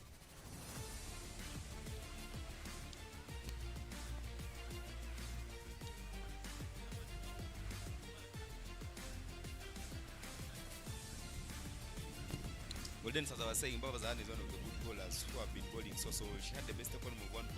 She bowled 3.1 overs and managed to pick 2 wickets. But that is the match summary. Aya Tracy Kevin managed to score 8 of 16. Mercy Namwanje 6 of 12. Asunapa Sarah Adio 6 of 25. And the bowling charges there for GAYAZA High School, Margaret Nicole managed to pick 3 wickets in half an over spell. She went for only 20 runs. Hannah Mbabaza 3.1 overs bowled, 5 runs conceded and picked 2 wickets. Well, Tracy managed to pick 2 wickets in half 3 overs and conceded only 5 runs. Mukono Kings, they are completing the first innings with only 51 runs on board. Ladies and gentlemen, we take a short break. Remember, the tournament is sponsored by Skyview, so we need to first get out of the comms box to get a few bottles of Skyview and crystal water, so that we make our throats ready for the second innings. We shall be back just shortly.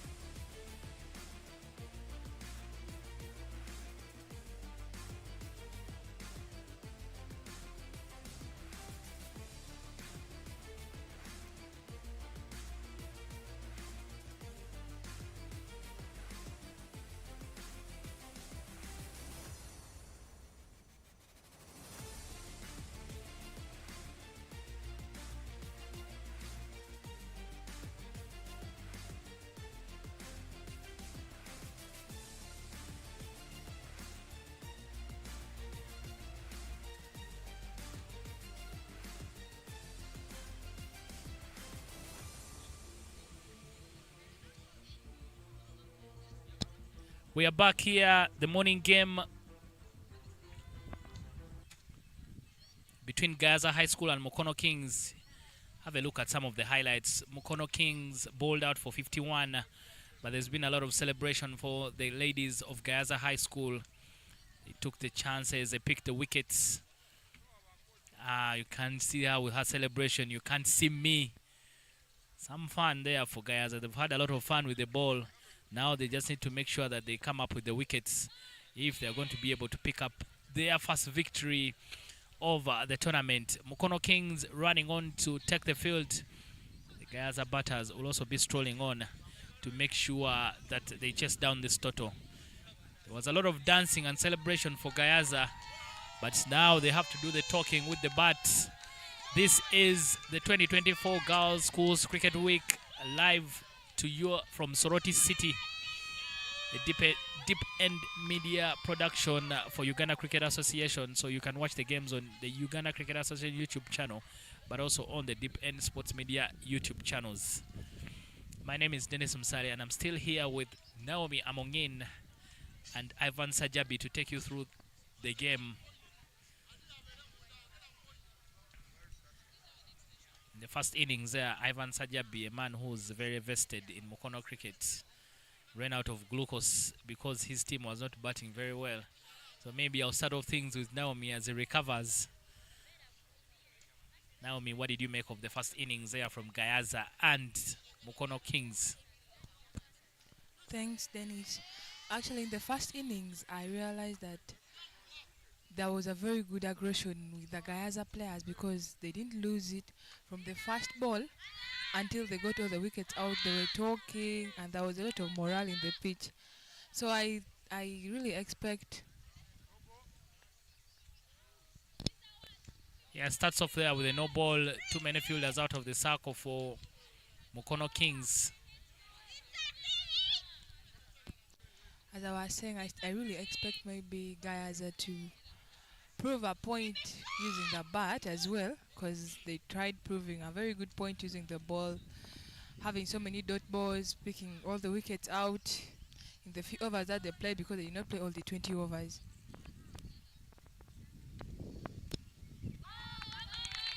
Swing and a miss. Nachimba and Mukisa, the openers for GAYAZA High School. Nakanwaji, the opening bowler for MUKONO Kings. Very loud on the park there, MUKONO Kings. They are making sure that the noise decibel is as high as that GAYAZA was giving them. They take off for a single.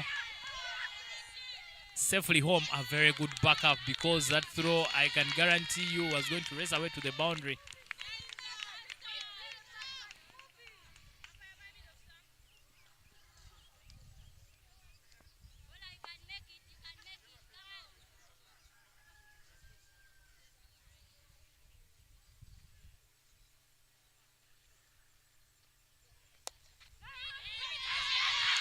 Struck powerfully and past the bowler. Chance for two. Nachimba is comfortably makes it back home. GAYAZA cheering every run like it is the last one. They've gotten 4 so far.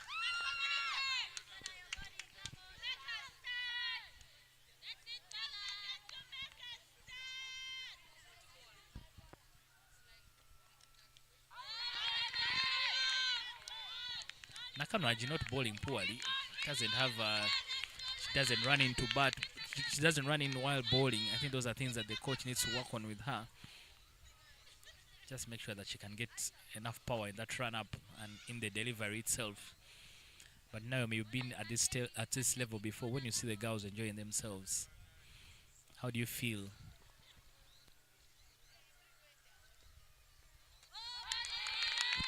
Okay, to that inquiry, I feel amazed when I see fellow girls enjoying themselves in the field, because one thing I know about cricket, it's all about enjoying. Like, enjoy yourself in the game. Like, do not put all the pressure on yourself, but you enjoy what you're doing, and that's one good thing about cricket.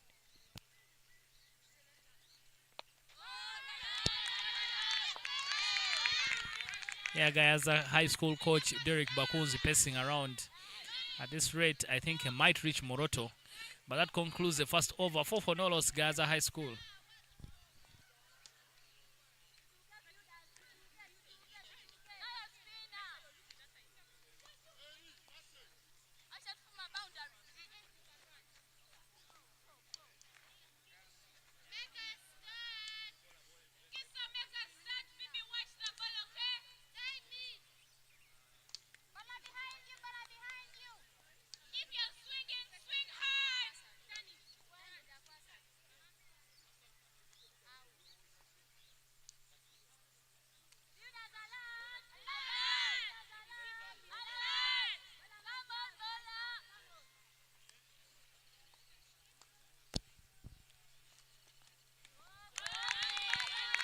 Chaterekera, the new bowler for Mukono Queens.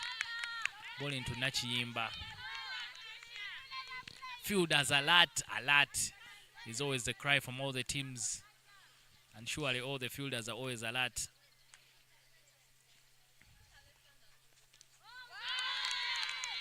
But the tournament is not only happening here at the St. Mary's Madeira ground.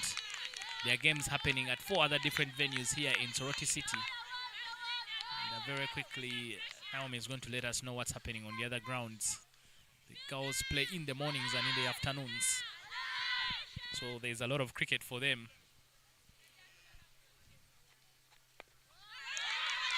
Just takes off to run. Miscommunication, and Mukisa is run out. She's not very happy with her teammate, but I don't know what the plan is there from Nachiyimba. She just took off.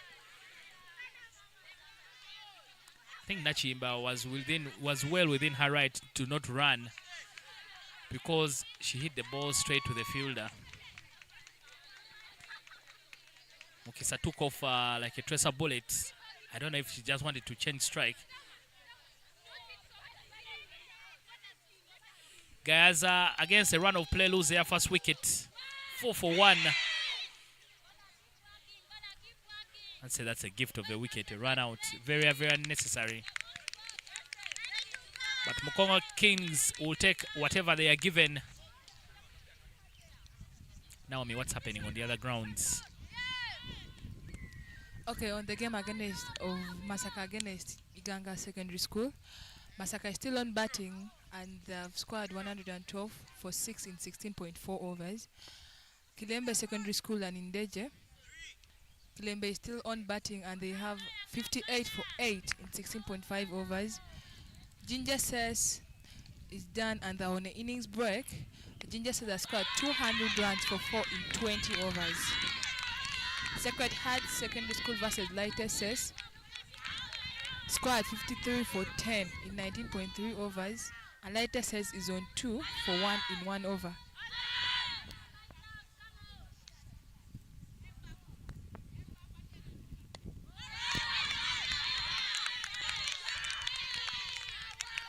Nachiyimba, the thing about Nachiyimba's batting, as you can see her, she's still small in stature, so not very strong as a fielder, so everyone is around her bat and they're just trying to make sure they keep her on strike.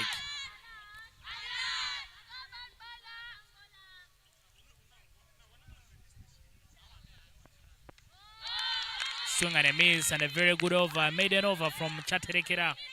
GAYAZA 4 for Nolos.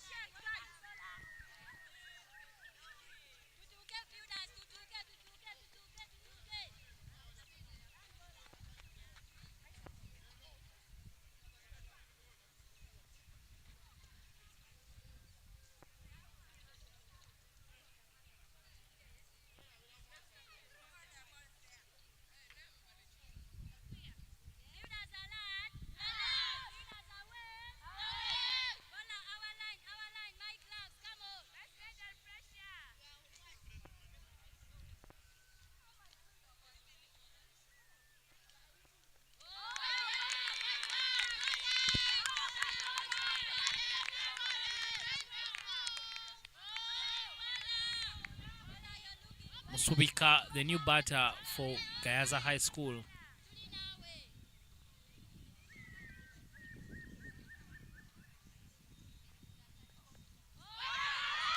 Gets off the mark. Ooh, it could have been dangerous for the fielder, but she recovers well. He'll just get a single. Nakanwaji, the bowler for Mukono Kings. Where do you see this game going, Naomi? It looks like Mukono Kings is also very comfortable.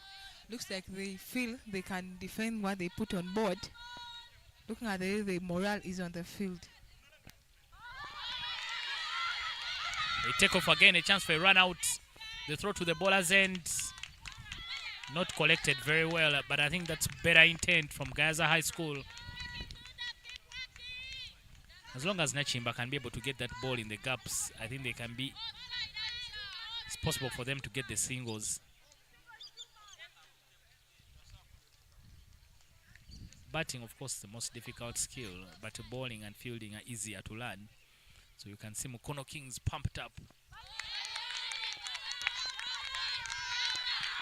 Any team, I think, putting runs on board feels they can defend, because there's always this saying that you defend what you've scored. So by the time you come and ball, the morals are high because you set 58.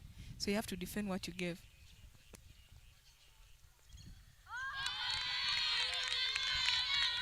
Again, swing and a miss there for Musibuka, but she's not watching the ball completely.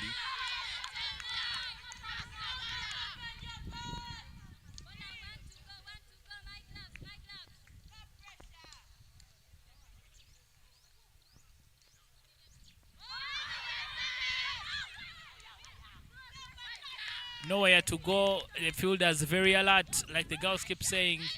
After 3 overs, GAYAZA is 6 for 1.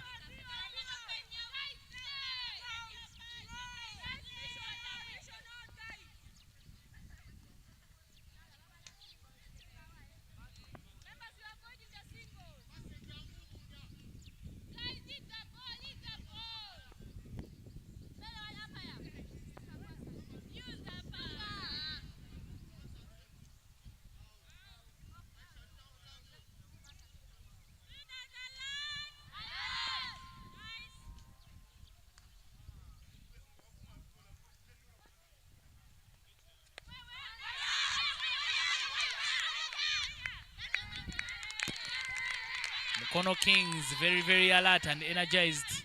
And especially when Nachimba and strike, everyone is around the bat. They're just trying to make sure they're not stealing a single. So they are bowling to her so that they keep her on strike for as long as possible.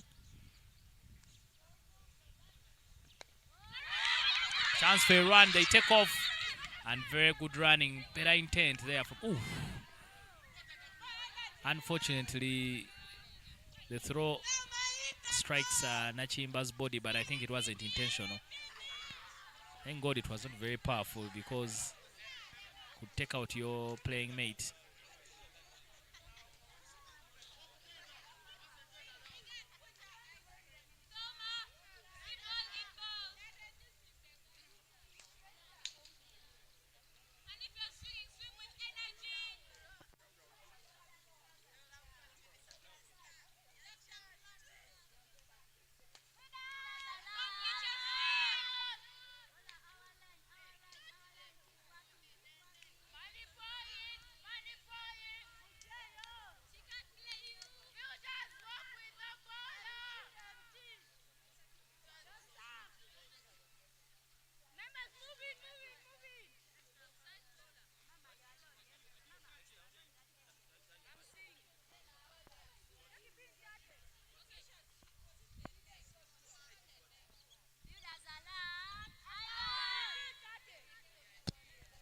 Fielders alert. What is the trick about behind this now, man? Were you guys using the same thing? Every team, fielders alert, alert.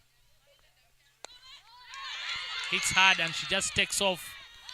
She should comfortably get through the overthrow. They think about running and they take the risky single as well. Oof. Everything happening on that ball. Could have ended up anywhere. On the phrase of alert, I think sometimes so many teams use that to keep the fielders going, because if you don't keep reminding the fielder that you're playing, sometimes players doze off, and by the time the ball comes to you, you're already sleeping and it's going to be a misfield costing the team. So they have to keep reminding themselves that they're in a game. Naomi, when you're out there playing, it is war. I wonder how you can go to sleep when you're at war, when bullets are flying all over the place. But you see, like, sometimes you can be playing a team that maybe you're sure of winning, and you forget that cricket can change even in just 6 overs. So, like, you be comfortable that you're going to win.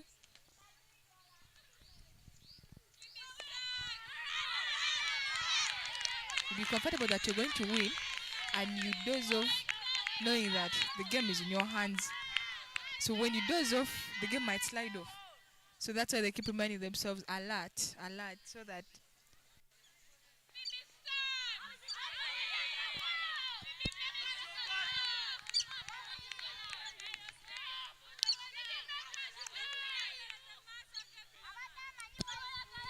Yeah, so I'm wondering how fielders can go to sleep when they are in action, but like you've mentioned, it happens. You can get casual, and sometimes you switch off. Full toss given. Chance for run out. Chimba has to run very fast, and she's given run out. She was hesitant in taking off from the other end, and unfortunately, she's not quick enough. Again, another wicket against the run of play for Mukono Kings. GAYAZA will get the wide, but unfortunately they miss out on the bye. 10 for 2. The 2 wickets for Mukono Kings. Gifts from GAYAZA. that was a very good pickup from the fielder, and it was a perfect throw to the keeper because it was really right on the west side, because coaches always tell us throw the ball west side, and that makes the easier makes it easier for the keeper to just stamp it. So it was a very good throw there.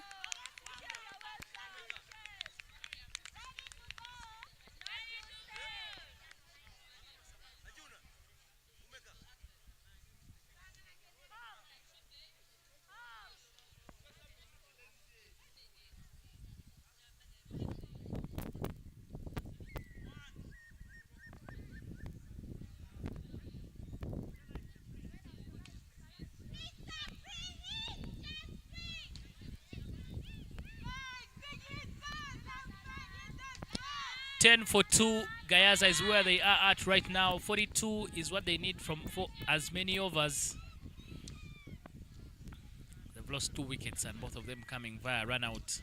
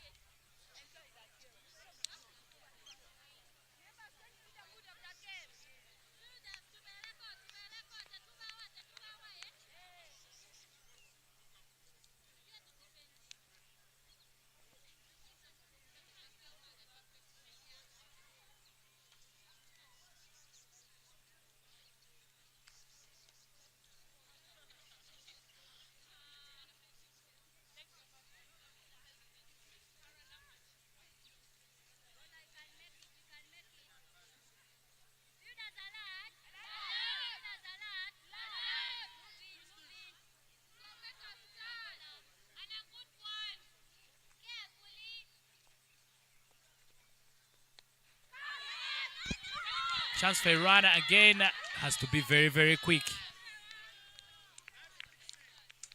Run out candidates, GAYAZA, because the running between the wickets not very good. The communication, I think all the players on different networks, they just need to make sure that, because they are playing very well, they are keeping their wickets. They've been attacking the balls they should be attacking, but it's just a communication between the wickets that has been missing for them. So they found themselves in no man's land a lot of times.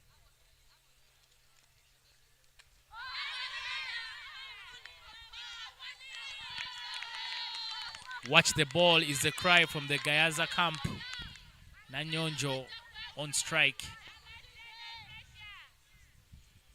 GAYAZA just needs one batter to get stuck in. swing and a miss. They just need one batter to get stuck in. Couple of nasty blows here will take the sting out of Mukono Kings, because now Mukono Kings are pumped up. Nakanwaji with the ball from the primary school end.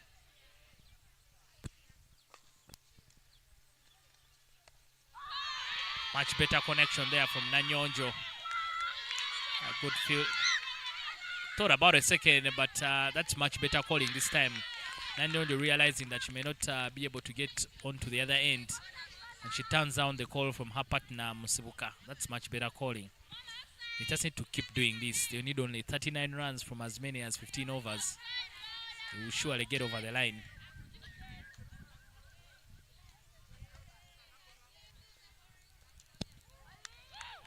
Not very, very easy. Of course, now before you play for a very dominant team.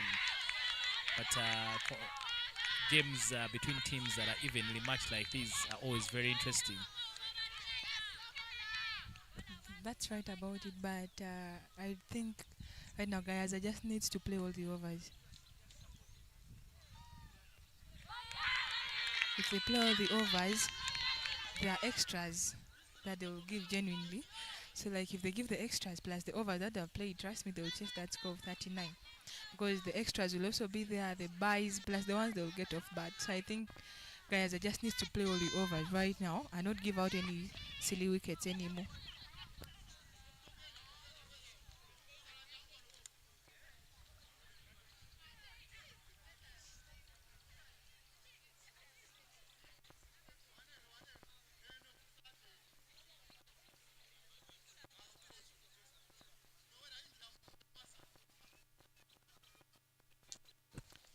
In after 5 overs, guys, are 13 for 2, and they need 39 from 15 overs. The required run rate they need is 2.6, so they should be running at a rate of 3 runs per over. Hopefully, if they can get that run rate, they'll chase the score with a very good ease.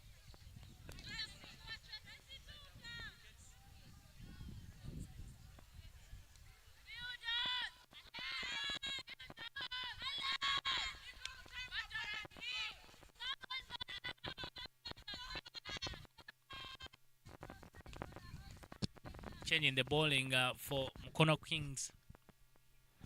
Nalutaya in the attack. No ball called there by the umpire. It's now a free hit there for Nanyonjo.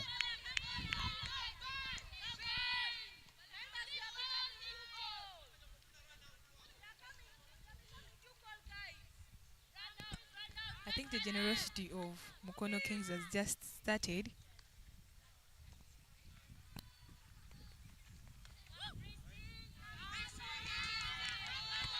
Looks like Nalutaya's over is trying to be so generous, because by the time you give a no ball and give another wide, totaling 2 extras in that over, I think she's trying to be generous in this over.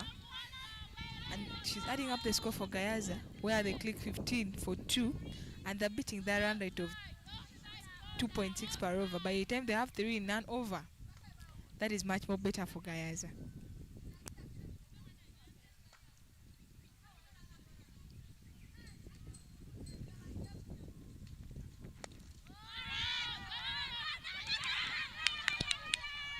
Yeah, didn't capitalize on that free hit, but like you've mentioned, they need just about 3 runs every over.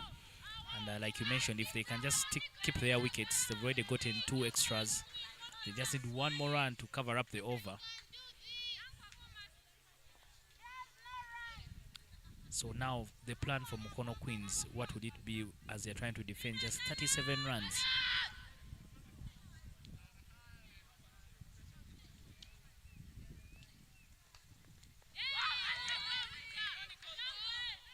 Mukono Kings just needs to reduce on the extras, because Gayaza is not clicking off the bat. So if they reduce on the extras and place the ball on the money, I think the score will be a very easy and defendable score for them.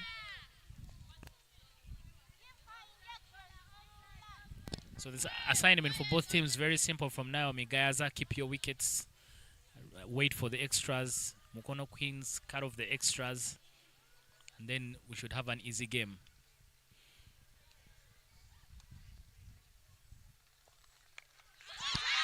Times that comes out of the middle of the bat there from Nanyonjo, and it races away for a boundary. Loose ball, a rare one from Nalutaya, and given the extra she's given, this is looking like a very big over for GAYAZA High School. I think where Nalutaya placed that ball is a zone of every girl, because a girl's strongest zone is her body. So by the time you put a ball full on my body, I'll just smash it to the boundary. So I think that's a very good idea for GAYAZA, because by the time they give you such a loose ball, you have to utilize it.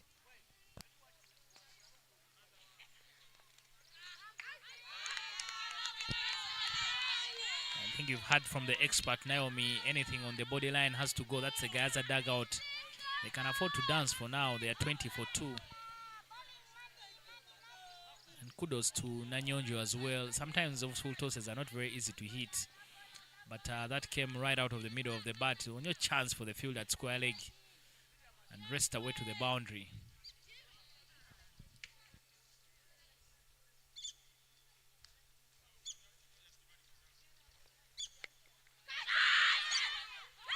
Goes up in the air, and the wicket is taken. The wicket keeper, a simple chance for her. GAYAZA lose their third wicket, 20 for 3. That wicket has really been a costly wicket for GAYAZA, because Nanyonjo was on it. Because by the time she gives a first boundary for that team, I don't think she really deserved to go out. She had to hang in there for her team and get more boundaries for that team. And her wicket, I think, is going to put some shaky pressure on her fellow players in the dressing room. Looking at that replay, she tried swinging it so hard across the line that got her edge and didn't go any far. Instead, it just had to hang in the air, and it was a very easy catch for the keeper. Simple chance for her. GAYAZA lose their third wicket, 20 for 3.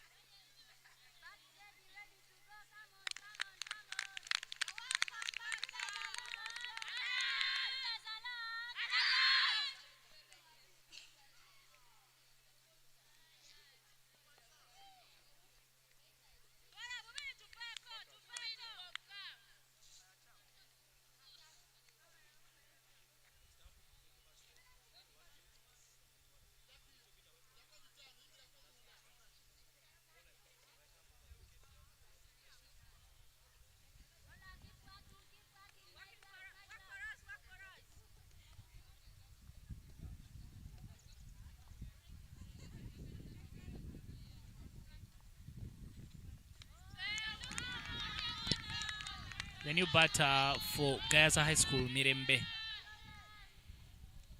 Nalutaya's over. Maybe despite the fact that she's picked up a wicket, it has come at it has been very, very expensive. 8 runs have come off it already. But if Nalutaya had bowled all those balls on the money, trust me, she would have only considered maybe the 4 runs of bat.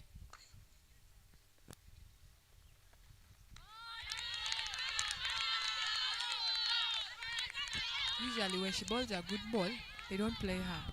But when she bowls any loose ball or an extra, that's what is multiplying the runs in her over so fast like that, that has hiken the score to 21 for 3 in 5.5 overs.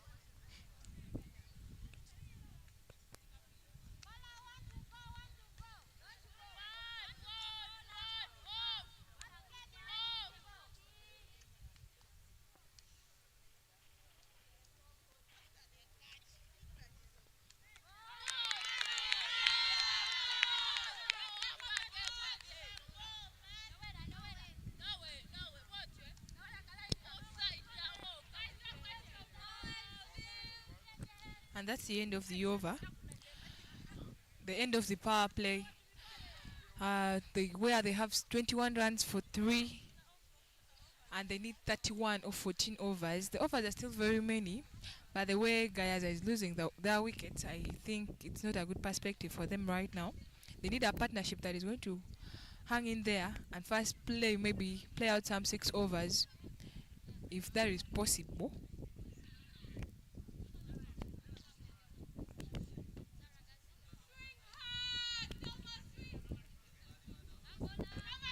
Back on the bowling strike, it's Chatereka Noel, a player who has been economical for Mukono Kings, has only conceded 5 runs in our 2 overs.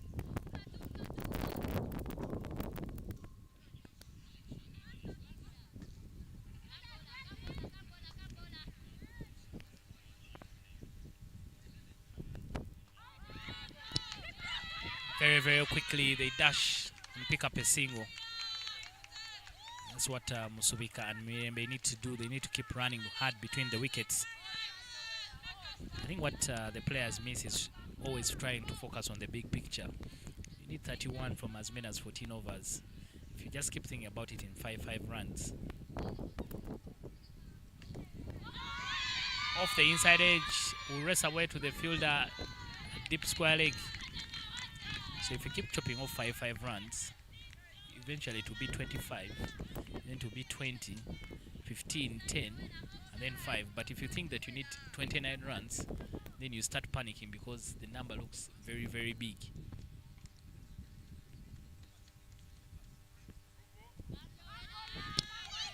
No ball, and like you mentioned, the extras keep coming while you also keep getting a few runs off your bat. So you just need to take the game, you need to think about the game in small bits rather than thinking about it in a very big picture.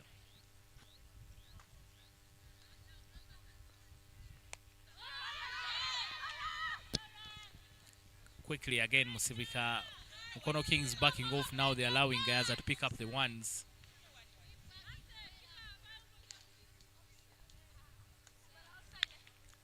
It's going to be hard work for Mukono Kings to try and keep GAYAZA from getting 27 runs. Again, I'll ask you, Naomi, from here, what would be the plan? They need 7 good balls. Struck very well and in the gap. Will it find the boundary? Yes. Very well done there by the fielders. The umpires don't give a boundary. Yeah, top quality fielding there. You can hear the GAYAZA coach, Derek Bakunzi, trying to inquire whether that was a boundary.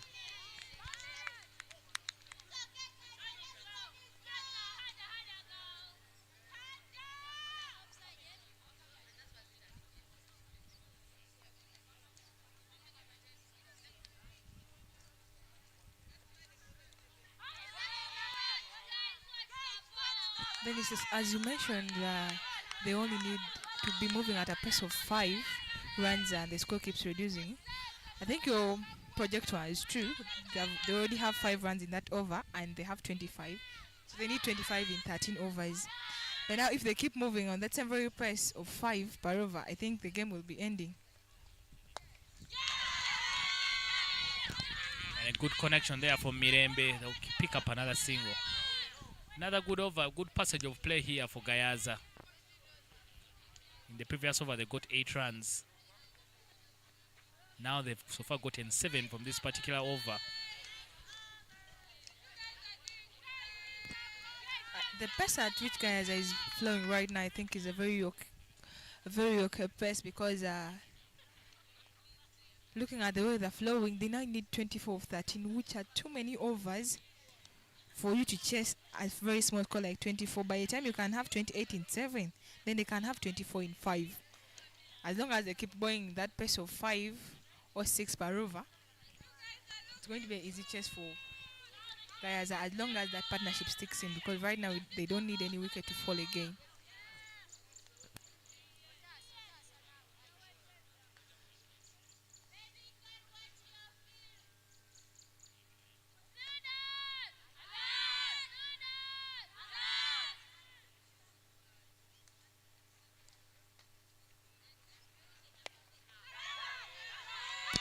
Hesitation could be dangerous here for GAYAZA, but the throw is poor. Musubika and Mirembe nearly got themselves in an entanglement.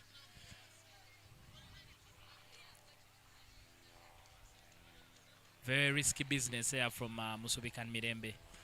But nonetheless, they are safe. 29 for 3, 23 runs is all they need to get a victory.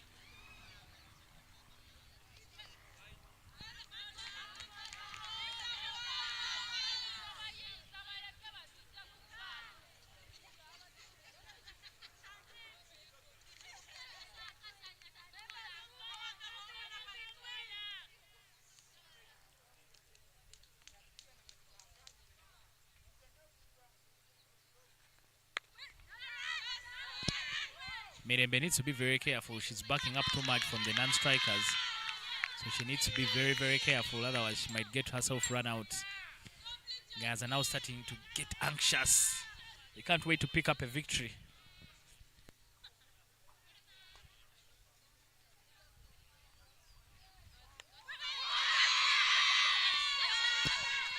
Attempt to stop the ball. The chase is on. Very, very good commitment from the fielders to keep it from reaching the boundary. That was a very good save from that fielder in third man, because by the time you come from third man to fine leg to save that ball, that was supposed to be for a fine leg fielder. That is really having the team at heart, because you don't want that boundary to go. And her save has even saved the team, because that was going to be clear 4 runs, but she has made it concede only 2.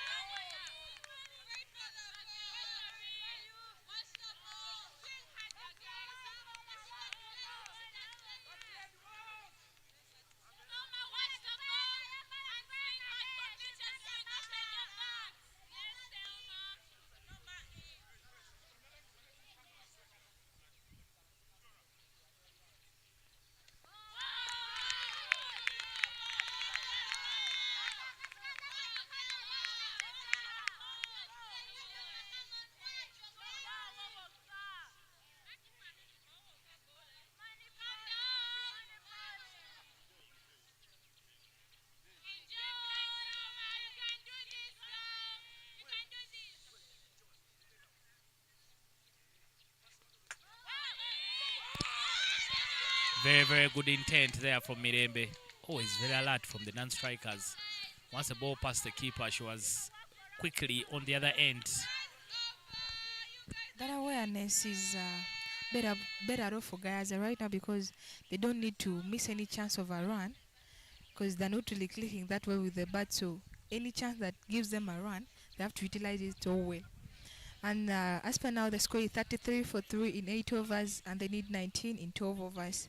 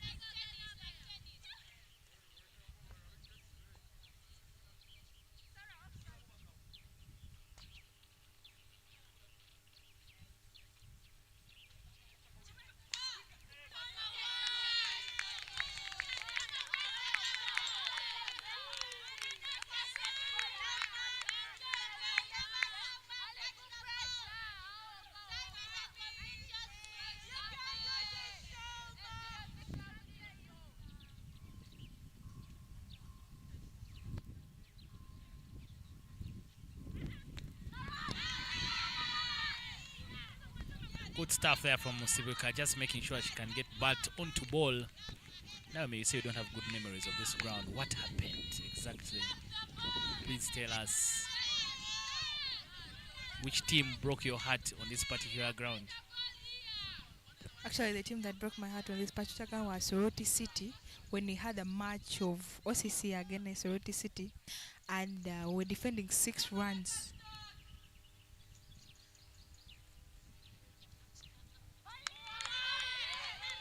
We're defending 6 runs in 6 balls, and it so happens that in just the first ball, where we trusted our opening bowler, because she's a very experienced bowler and she has always been bowling so well, trusting her with the ball, and in the first ball they hit us a 6. It was so heartbreaking, because that was a game that we wanted to top, but I had to just cry and let it go because that was cricket. There's a losing team and a winning team any day.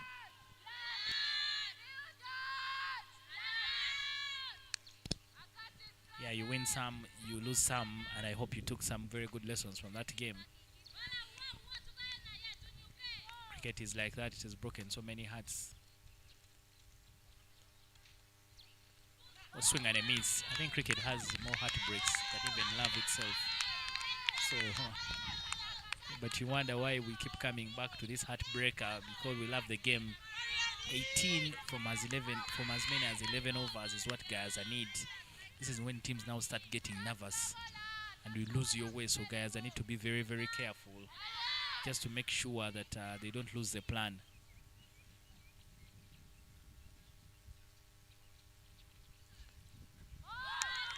It's another swing and a miss, but a much better over here from MUKONO. The last two have been very, very expensive. 8 and 7 runs. So far, only 1 run has been given away in this one from Adio Sara.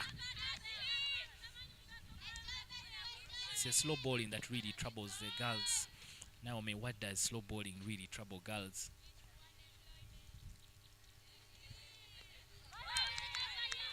I think why slow bowling troubles girls that much is because usually so many guys don't have the energy to smash the ball to the boundary. So like if a pace bowler comes to bowl to me, I can utilize the pace to take the ball where I want it to go. But now when it's a slow bowler, you have to use a lot of energy to smash the ball to where you want it to go. So that sometimes tends to be challenging. That's why usually we see that when it's a pace bowler, so many girls can click. But when it comes to slow bowlers, they keep dancing in the wicket and swinging and missing, which doesn't even give them any runs.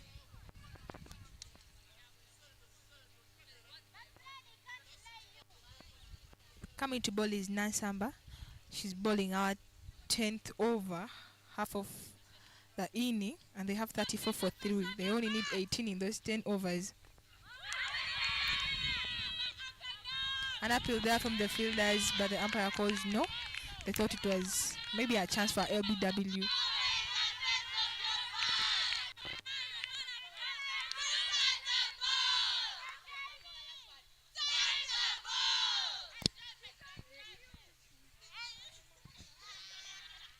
GAYAZA High School in full voice as they try to encourage Musibika and Mirembe.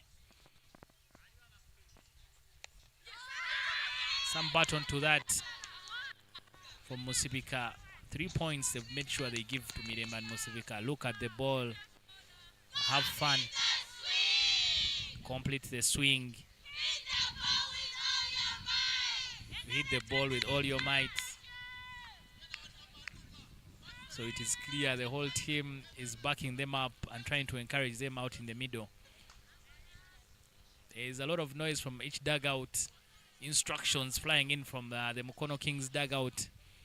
But GAYAZA in full voice as well as they try and make sure they encourage Musibika and Mirembe to get over the line. They only need 17 runs.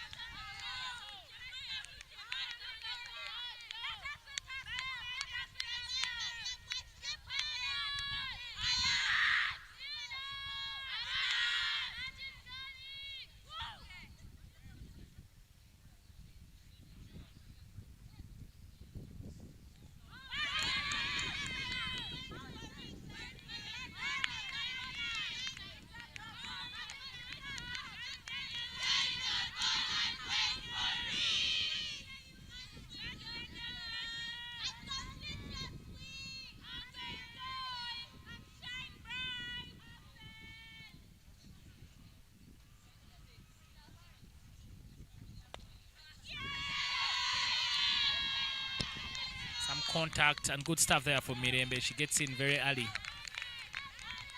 Like we've been mentioning, I think GAYAZA now just need to calm their nerves and get over the line. They need just about 1 run every over for them to get the win. But that is easier said than done. When you're out there in the middle, the pressure hits you different.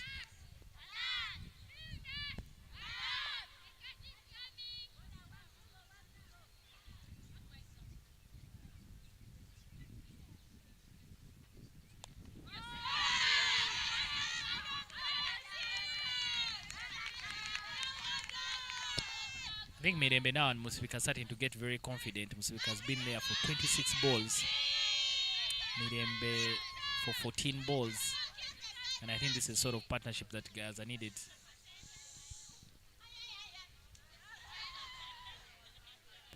This partnership is really turning out to be a strong partnership for GAYAZA SS, for GAYAZA High, and I think they need to hang in there so that they can chase the score all over. Because right now, if they take out another wicket, it's going to immerse a lot of pressure on the person who will enter inside. So the whole idea right now is Mirembe and Musibika should just hang in there and play all the overs, because right now they only need 15 runs in 10 overs, which is an easy score to chase.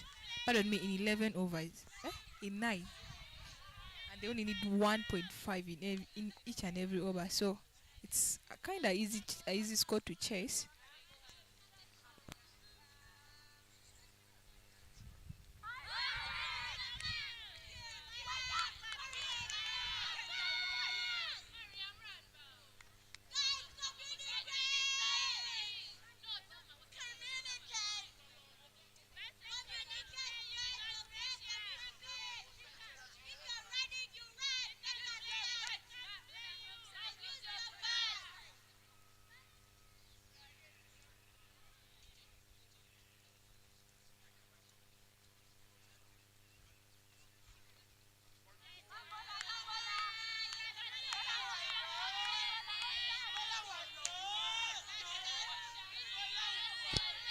I think one of the things Mukono Kings have been guilty of is bowling so many extras.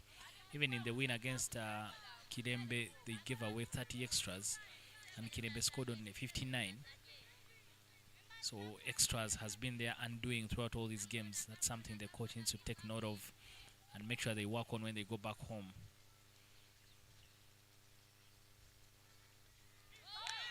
They bowl well. Every good ball they bowl always challenges the batter, but the number of extras is really the problem.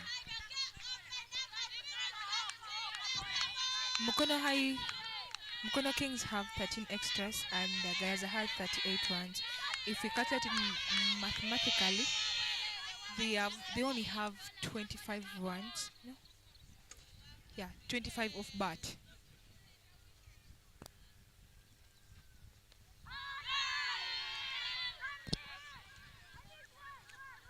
Good contact there from Musibika, just getting her bat onto ball.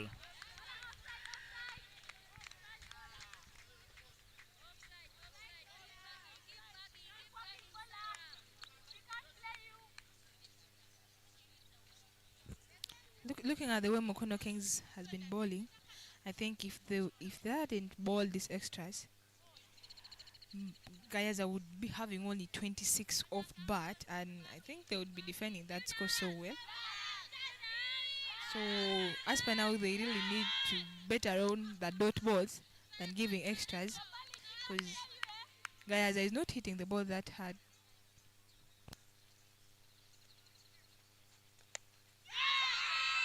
Shot out of anger there from Mirembe, and it's in the gap. They should get a double very, very comfortably. The requirement keeps reducing for GAYAZA High School. And you can see now Derek Bakunzi more calm. He decided to take a seat. But before, he's been pacing around the whole of Madeira as his team tries to chase down the runs. And now need 9 runs from as many as 9 overs.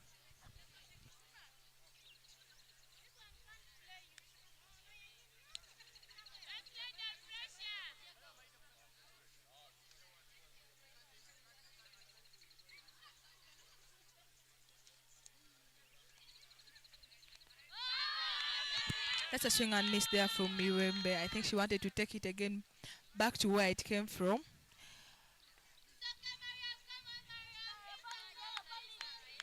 Adio Sarasi's overs have been a little costly for her team, because in the last over again she conceded so many runs, had so many extras.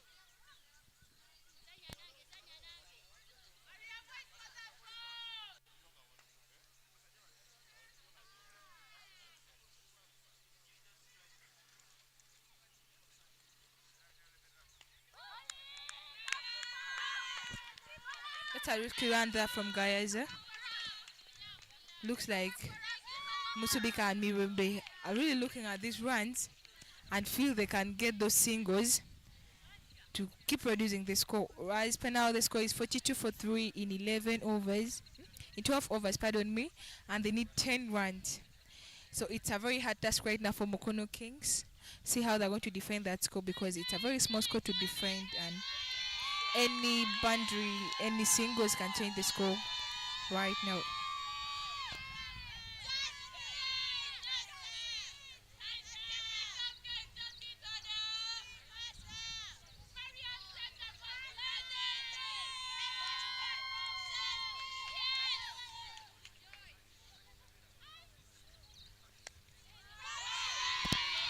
Another swing of the bat there from Mirembe will allow them to pick up a single.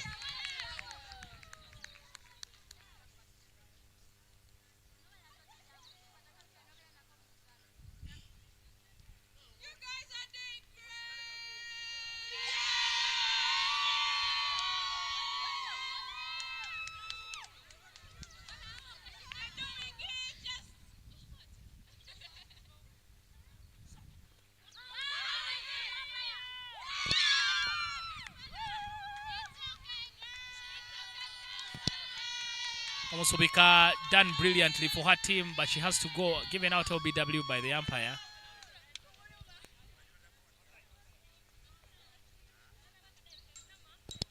Finally, the breakthrough has been broken.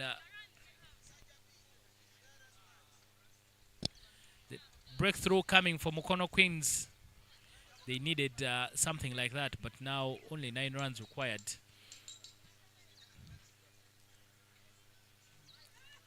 GAYAZA 43 for 4.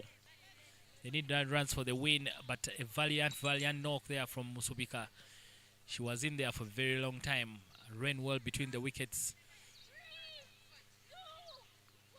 She put on a good partnership, Mirembe.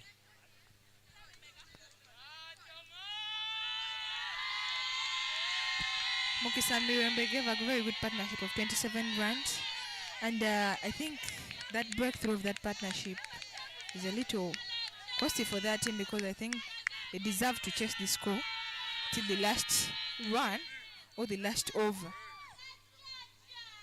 Coming into bat is Chamulabi Priscilla.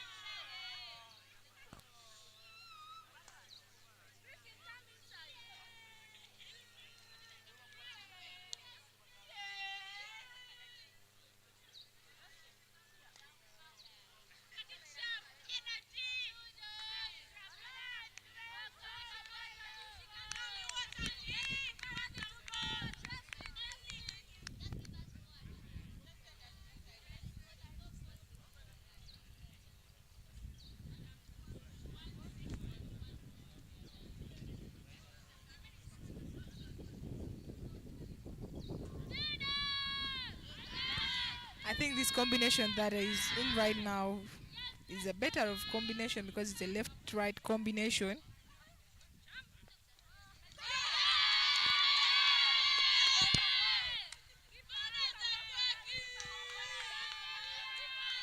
Chamlabi yet to get off the mark, but they will take the bye. GAYAZA High School. I think the difference for GAYAZA has really been Mirembe. She runs very quickly between the wickets. She's always sniffing for a run. She never gets stuck on the other end. She's always looking to make up runs. If they can have her all the way up to the end, maybe they will be in good business.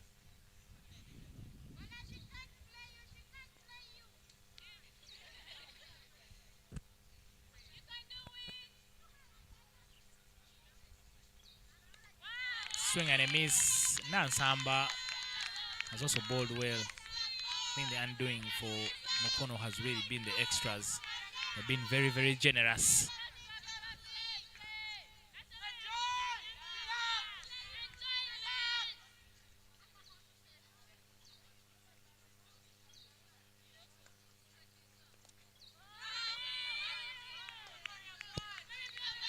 Another thing really I've seen that I think is worth mentioning, and to the school teams, each of the teams here has come with a coach, so means that there's guidance for the young ones. I've not seen a team that doesn't have a coach. All the teams have come with coaches, which is a very, very good thing to see.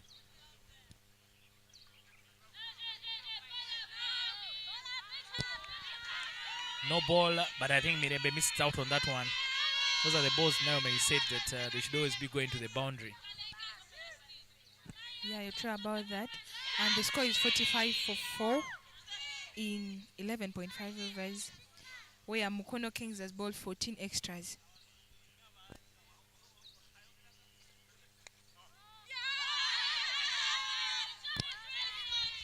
Very good running between the wickets. Good commitment there from Chambalavi. And a good over for GAYAZA. They might have lost a wicket, but the finishing line is starting to look starting to look close for GAYAZA High School.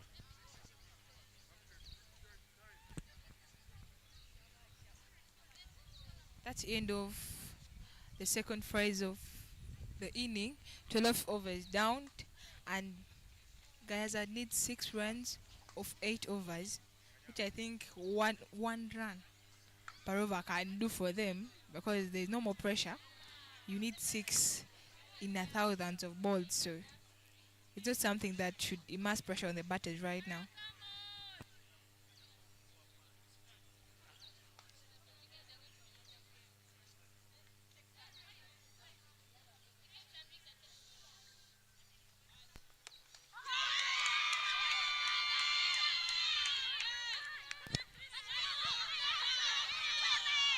Thought about going for a second, but was going to be suicidal. 5 runs. Shouldn't be any more mistakes. 47-4 is where GAYAZA is.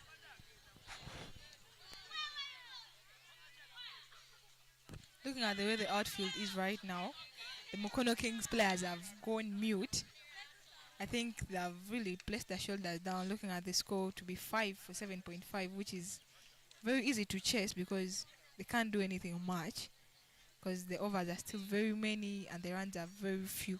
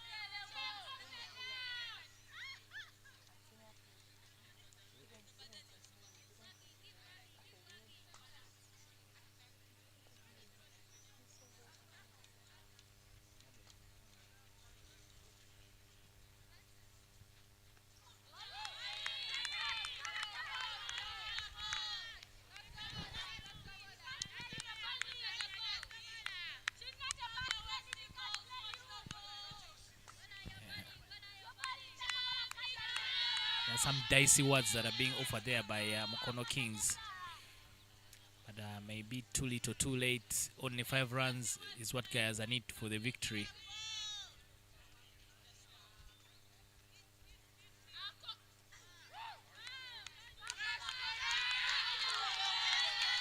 Another wide given. Adios, Sarah.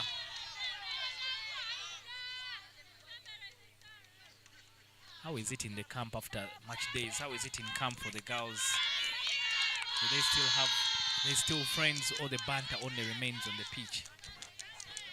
Actually, after the games, cricket remains in the field. By the time people go back to the hostel, it's all about having fun. You get them dancing, singing, jazzing, and sharing their stories.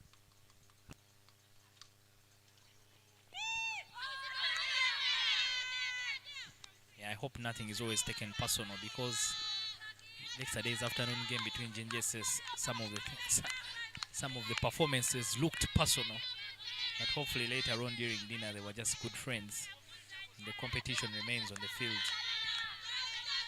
I think that's how so many times schools revive. Like, they come into the field, feel like enemies because I need a win, you need a win.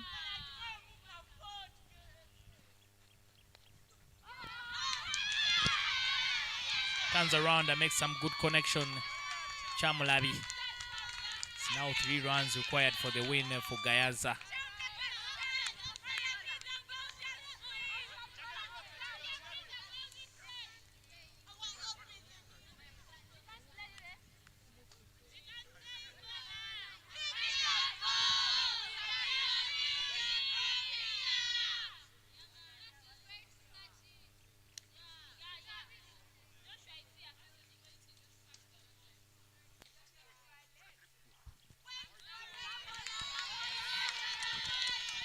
Two now runs required by GAYAZA High School with that wide.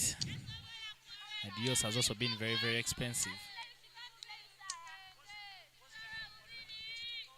Not about being expensive, she has been too generous, because in every over that she comes to ball, she has given more than 2, 3, 4 wides, and that I think is not worth it her, because the game against Kasese, she bowled so well.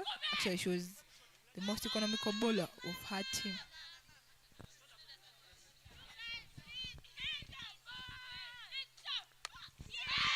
Up in the air, and the chance will be taken. Mbabazi loses her wicket. Mirembe loses her wicket, but she had done a brilliant job for her team. 12 from 23 balls. 2 runs is what GAYAZA High School need for the victory. Mirembe didn't really deserve to go out, because she has really been fighting for this score to be reducing this match. So by the time it remains 2 runs, looking at that replay, I think if she had added some effort on the ball, it would have gone And the chance will beyond the be fielder. taken. So like by the time she brings the score to loses 2, her needing only wicket. 2 to win, Mirembe it doesn't loses. feel so good for her to leave, because she has really done a lot for her team to come to that far.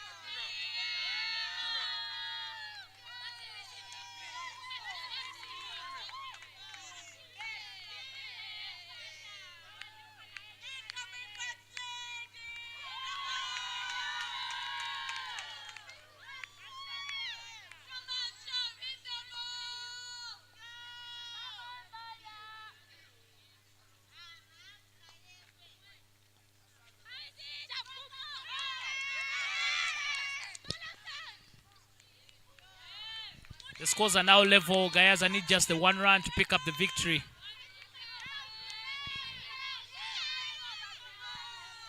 And the victory, I think GAYAZA will save her so much. Looks like this was a very easy chase for GAYAZA, though they lost 5 wickets. They've had no big challenge chasing the score, because Mukono Kings was even more generous than the way they were. And with that hit, that should be the victory for GAYAZA. GAYAZA win the game by 5 wickets. And the celebrations will start in that camp. GAYAZA High School pick up their first win of the school's Cricket Week tournament against Mukono Kings.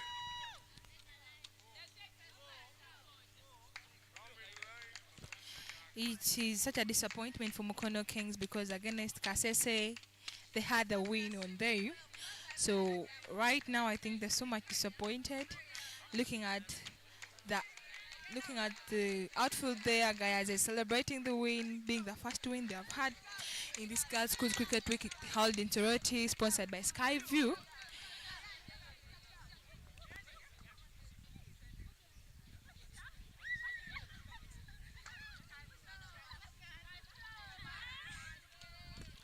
Those are the replays of how the bowlers did their job. It was a very good bowling phrase of GAYAZA.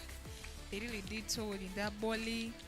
They restricted the score to 51, which they felt very comfortable to chase. Having bowlers outstanding, was a plus for them, and they deserved the win because even the way their body language was in the field was so aggressive. There was nothing that was lagging. They were reminding themselves they have to keep alert. Such things are a plus for a team, and maybe congrats to the coach, that is Coach Bakunzi Derek.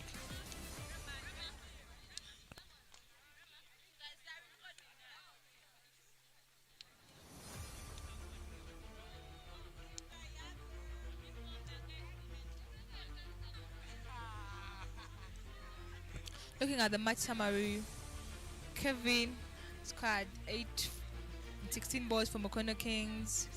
Mercy scored 6 for 12. Sinapa scored 6 in 25. And for GAYAZA, Miriam scored 12 for 24. She really anchored for her team. Thelma scored 11 for 30, where she gave a good partnership with Miriam to chase the score. Then Margaret Nicole scored 5 in 8. And in the bowling stripe, MUKONO Kings had Margaret.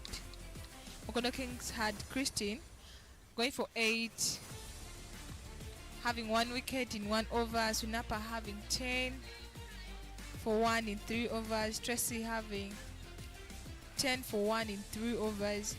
And then the bowling stripe for GAYAZA, Margaret Nicole having 20 for 3, Hannah having 5 for 2 in 3.1, then Tracy having 5 for 2 in 3. This marks the end of the morning game. That is a game against MUKONO Kings and GAYAZA High School. Coming back in the afternoon, Olila, the defending champions, will be up to Iganga Secondary School, which is still a junior school, maybe let me say for Olila, but we hope to watch it live here at St. Mary's Cricket Oval. So we catch up later. And looking at the standings, Olila High School is topping the table at Group A, St. John's Secondary School following, and Good Heart Secondary School coming up last. And in Group B, Light Secondary School topping the table with 8 points, and St. Mary's Girls Secondary School following them, and Kilembe Secondary School coming up at the last. So let's catch up later for the afternoon game of Olila against Iganga Secondary School. Have the best of your time and all the best in your lunch. Thank you.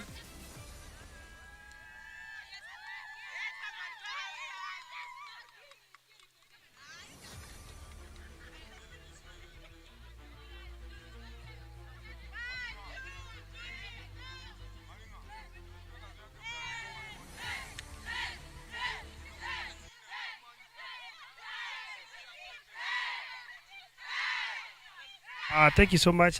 This win means a lot because yesterday we started on back foot, so us winning today gives us momentum going into the next game. During the chase, was there a moment where you felt like the game was falling out of hands for you, or do you feel like you were losing out of the game? Well, I don't think at that time was there because we were on track. I still had the more batters behind, so we were okay at that particular time. What do you expect from you as you go in for the upcoming game? Well, we just look to keep up the momentum in the next game, just do what we've been doing and stick to that. Thank you so much, Felix Bakoy. Welcome. Hard luck, Coach Rona Odipuata. What might have been the problem that led to your loss in that match? Thank you. The fielders, at first, we batted poorly. The girls batted poorly, and we made many mistakes while fielding. So that was the main cause. The batting was very poor.